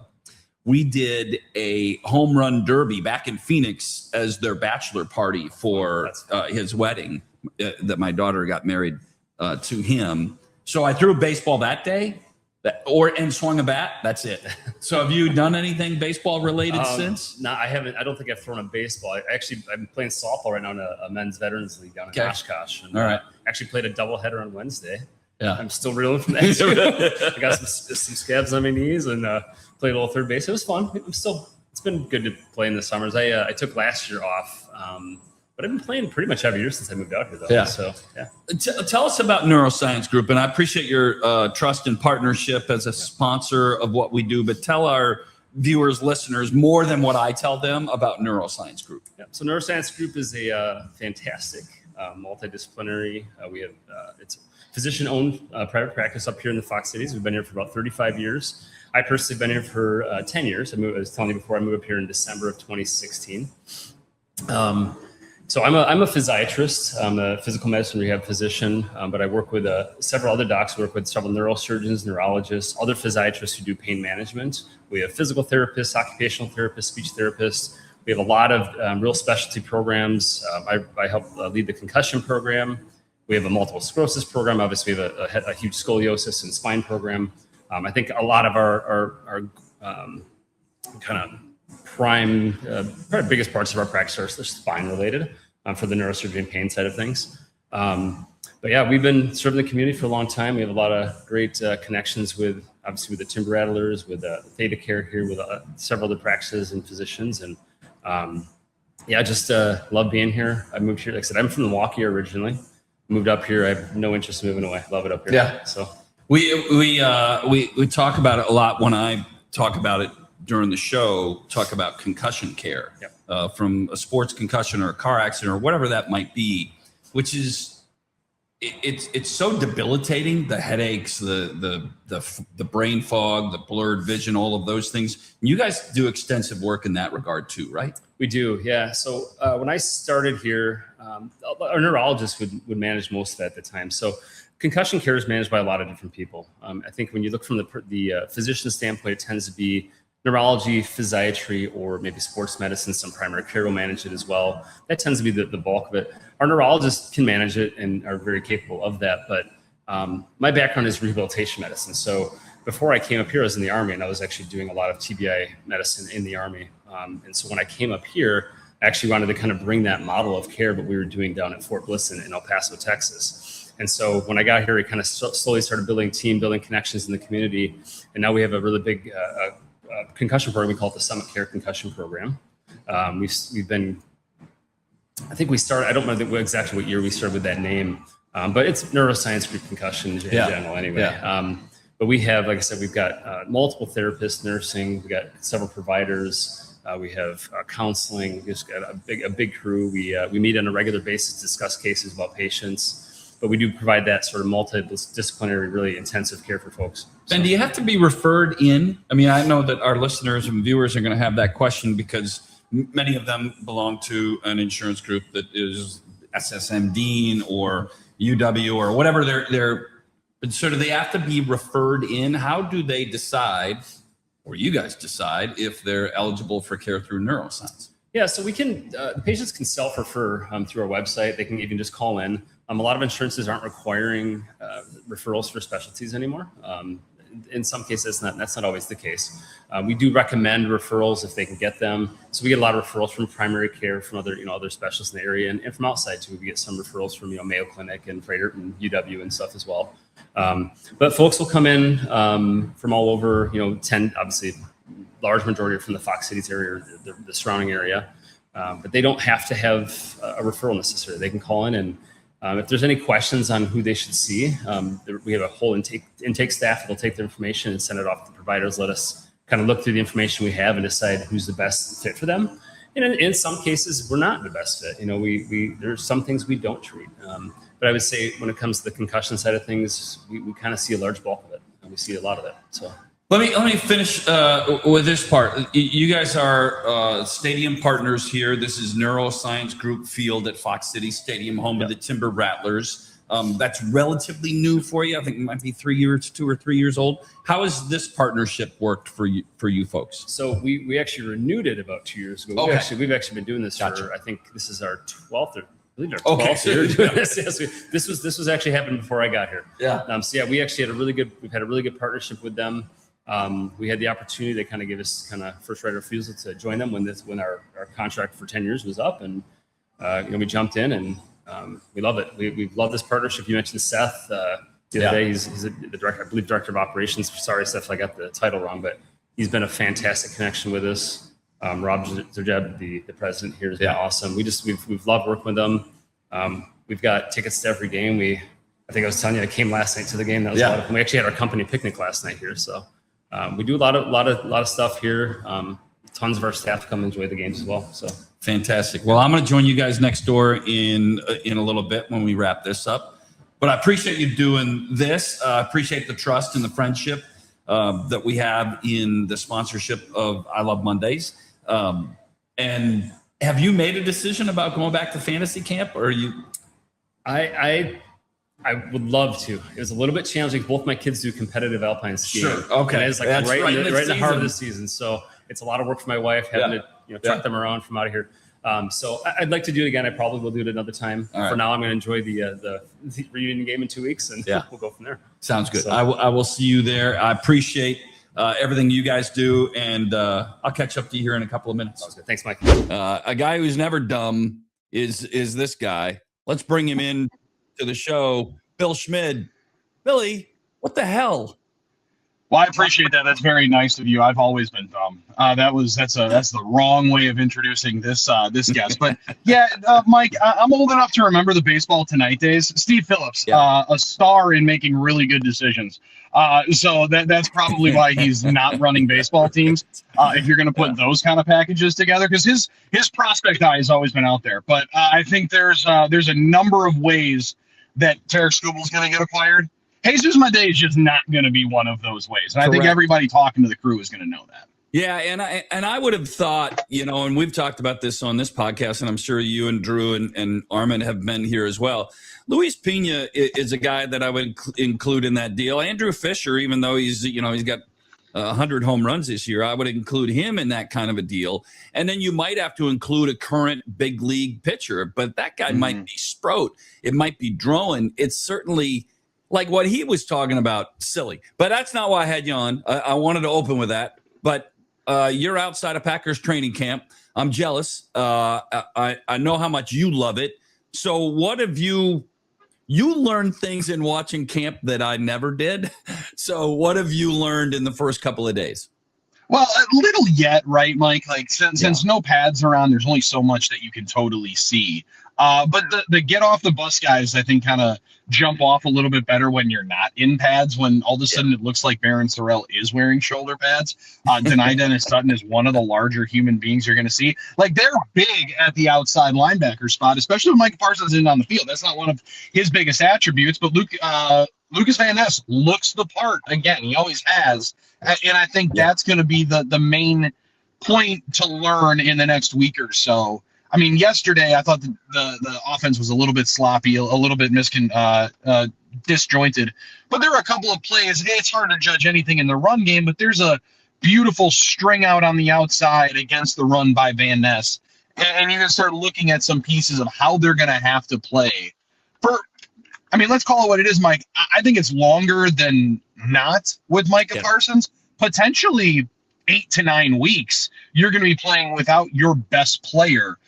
You're going to need to find some of those guys who are ready to contribute, and I think they've got a couple that are going to be ready to.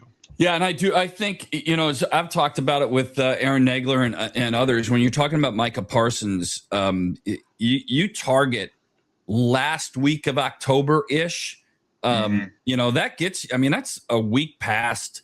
I thought maybe the Cowboys on Sunday, October 18th, a home game against his former team. I know that people would love to have him play against the Bears the week before on October 11th. I think it's going to take longer, and they're hopefully, I don't know if you view it the same, but hopefully they're conservative and the team will protect him from him, because I think he's a freak and he could probably play, in the middle of October, but they want to be cautious, conservative. Yeah, and I think Parsons said it well, Mike, when he spoke at his locker or in that sweet new media room that they have here in Green Bay. When he said, he's like, we are targeting and looking at it clearly as the playoffs are going to be the most important thing. The first 11 games were awesome last year, or first 13, whatever it is, until you roll out to Denver and start the 5-game L streak. You're in the midst of legit fighting for the number 1 overall seed. I think that sometimes gets forgotten about as to where they finished. Rightfully so. They finished losing 5 straight games. Hard to be positive about results when that's the close. Yeah. But for them understanding what you have invested, for the first time in 40 years, you went into the offseason this year without your first-round pick. You're going to do the exact same thing next year, and it's all tied to him. I just think there's way too much at stake. He's way too good to want him for 7 rushes against Dak Prescott and the Cowboys, who, if you play them again, it's in the game that actually matters. Like, I've looked at, and I like that you've eyed it up. I think New England is potentially the cleanest one, and that's right in front of the bye. I mean, my built-in Packers knowledge, Mike would tell me if they're that close to the bye, he's not going to play and then sit for another week. Like, so I think it's longer than we're wanting to think, but also that's a good thing if you still believe they can play 9 or 10 games once he returns. Is it really training camp for you when the big, beautiful offensive line can't go one-on-one with pads yet? I mean, that doesn't happen until Sunday. So is it really, I mean, is this really football when those big fellas in front of you aren't going full contact? Not fully. However, Mike, this is when the good fat and goes. They used to say pat and go, like patting the football and throwing it. It's fat and goes. The fat guys get to run. This is when you can do a couple of those reps. Or like I was really, really good, and people for my Pioneers used to hate it. That's when you can really show off some man thigh, which apparently is a hot thing nowadays. I always thought it was the grossest body part of all time. There's a lot of rolling up the short legs here. Yeah. And make sure that you're showing off and getting a little bit of sun. Not as much sun here today. Nice and overcast. This would be a day you're begging for pads to be on, because yesterday was a scorcher. This one going to be a little bit lower. Everything that you want to see from like that offensive line is the biggest question that the Packers have. We can talk about the health of Parsons and Kraft and how much are you going to get out of Christian Watson? Is he going to stay healthy for 17 games, this, that, and the third? If they can't block better than they did consistently a year ago, they're going to be a coin flip team like I thought they were for a large portion of offensive series after the Kraft injury, because they just didn't have that bailout guy who was there to make a play whenever they needed it. When I visited with your buddy Aaron Nagler a week and a half ago, he said that the most important comeback from injury is not Tucker Kraft or Micah Parsons. He said it was Zach Tom. Thoughts? Smart guy. Yeah, Nags is a smart guy. That's why he's going to hang out with me for Training Camp Live coming up here in about an hour. It's just really smart, dude. But we've only looked at it, Mike, and for a long time, the left tackle has always been the pillar, the post that you want on the offensive line, because it protects the backside of the quarterback, that guy, that rusher you cannot see. You can also account for the rusher you can't see in a couple of different ways. The one that you really feel is the one that you're staring down the barrel of every single moment. And when that guy's in your lap and in your throwing motion, you can get a little jumpy. Even Jordan Love, who I think has one of the best back foot throws in the league, that's a difficult thing to be able to get out of your mind when you're looking at pressure in your face. So I think that's clearly one of them. He's in a position where I didn't necessarily think he'd be. I thought he'd start the year on PUP, Mike. I thought for sure with a patella tendon and a 300-pounder, that's not an easy rehab to go through. He looks great, and we'll see once he can finally get into some team activities and in games. I mean, he mentioned it like he wants to play in preseason, and that's the right decision for somebody that's coming off of that significant of an injury. Yeah, and by the way, you talk about Jordan Love and that back foot throw. I think it's his biggest takeaway from Aaron Rodgers. If Rodgers imparted one piece to Jordan Love, it's that throw, and not everybody can do it. Love's ability to do that is high level. Let me get your take on I put out my NFC North power rankings earlier this week on the podcast, and I have the Bears 1, Packers 2, Lions 3, and KOC and the Vikings 4. I do think that I kind of have come around to your way of thinking. I think KOC and the Vikings coaching staff is probably the best in the division. I just don't trust what they decided to do at quarterback. How would you stack the division, and would it be different than how I have it? I'd flip it a little bit. I don't see the Bears as the number one team in the division because I just don't know how they're able to replicate the defensive luck in turnovers that they did a year ago. But they're a really good football team. They're going to outscore you, Mike, when the money's on the table. That's an important part of this game. As much as we can say that's not replicable, I've seen a lot of teams be able to do it, and I saw Pat Mahomes go down 10 and then all of a sudden be a better player. Right. So there's certain guys that have that ability. I think the Packers are the best pound-for-pound team in the division. I think the Lions have the biggest leg up with the schedule that they're going to face coming up this year. But I just don't believe, and I've been talking about this with Wayne Larrabee, and he's really hammered it home. If we're talking about health being one of the most important parts of an NFL season, and as we keep going, Mike, it gets more and more imperative. I don't know how you can forecast 20 weeks of health playing 10 to 11 home games on that field in Detroit. Right. It is one of the more dangerous surfaces to play on. And with everything going on in their own house, they got a brand new offensive coordinator. Jameer Gibbs is holding in until he gets his payday, rightfully so. I just think there's a lot going on there, and they've lost more than we think, especially on the offensive line. So I'd put Chicago 2, Detroit 3, and then Minnesota 4, especially if, like they were saying, J.J. McCarthy's outplayed Kyler Murray the first 2 days. That's a bad thing. That's a problem if you're the Vikings. 100%.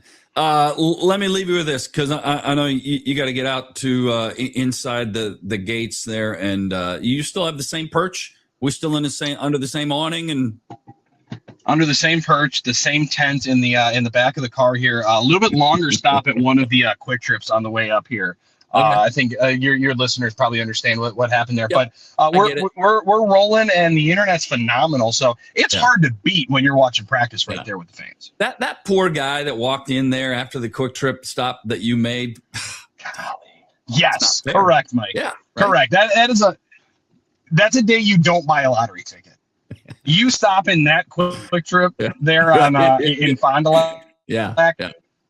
I'm not going to the machine after that one. No good. Let me finish with this. What is the most important thing you watch for in camp? The story of camp in Green Bay will be what?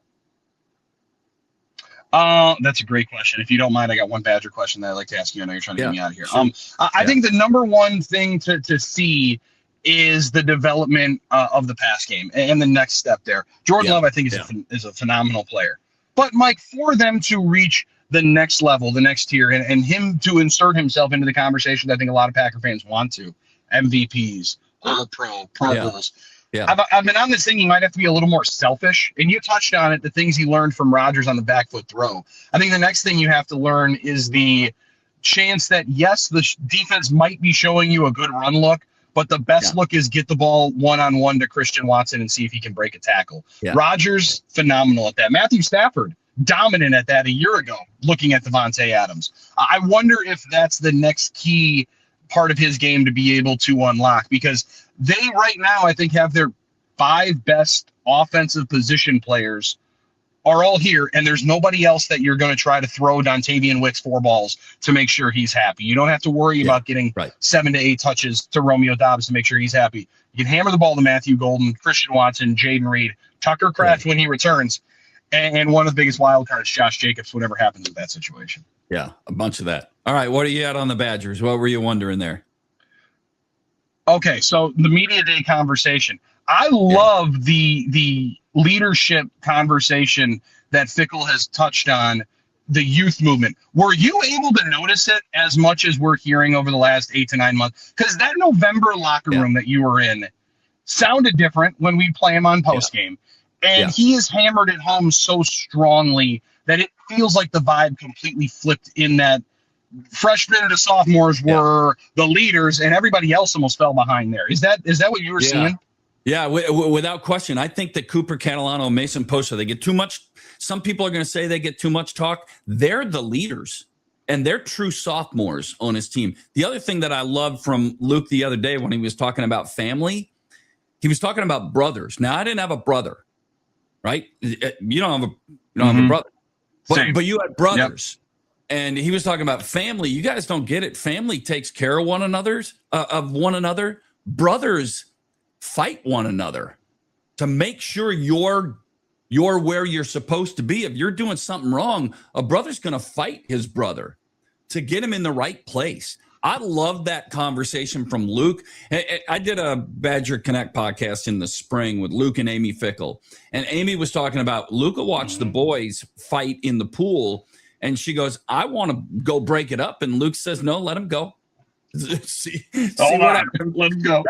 That's kind of how football works. Brothers, kind of hold each other accountable. Yes, pick one another up, but sometimes you got to knock them down to say, hey, what the hell are you doing? I love that from Luke. And that's kind of that's the real Luke Fickle. That's how he's wired. Mm-hmm. Yeah. And Mike, I think there's obviously the wins and losses are going to be the most disappointing part of a year ago. But that kind of shift you could hear in the first year when you'd be asking him questions after the game. He was like, who's going to step up and be the main leader in the locker room? Yeah. Year 2, he's doing it. And when you're doing that in year 3, that's a tough time to look yourself in the mirror. He was on with the PMT guys, and I thought he was phenomenal. Even when he got the shot at his best. There's a moment where he's like, yeah, I was begging somebody to be that guy, and it feels like they finally have that. That's a different club in their bag that they haven't had here. I know everyone's going to talk about the health of the quarterback, and that's going to be a part of it, but I'm excited to see the full unit appear to be under his tutelage. And man, Sebastian Cheeks is an impressive cat, isn't he? Yeah. Like he came in one of their first transfer windows. Now he's also one of those guys. Might not have been a high school recruit, but a little bit of a building block. Maybe I'm just bullish and I'm looking here at Lambeau Field and excited for that Sunday Labor Day weekend, but 20 and a half is just way too much. Yeah, way take too the points. And I also had Matt Young on my Badger Connect podcast, and we got to visit with him when he was fresh from Bethel. And now he's your starting safety and one of your leaders on the defensive side as well. Listen, I appreciate you doing this. Go enjoy practice today. Hey to Aaron Nagler. And then you're doing a special 11 to noon deal today. Tell us about it. 11 to 1 training camp live on Fox Sports Radio Wisconsin. So that's 1070 in Madison, 920 in Milwaukee, and then streaming live on YouTube and X. Just us chopping it up under the tent, giving you not play-by-play at practice, Mike, but maybe letting you know what happened in a play and what's exciting about that play. So we got that coming up today, and then Monday and Tuesday next week, and every day during the week that they have a public practice, we're here. Go get them. Billy, thank you. Appreciate you doing this.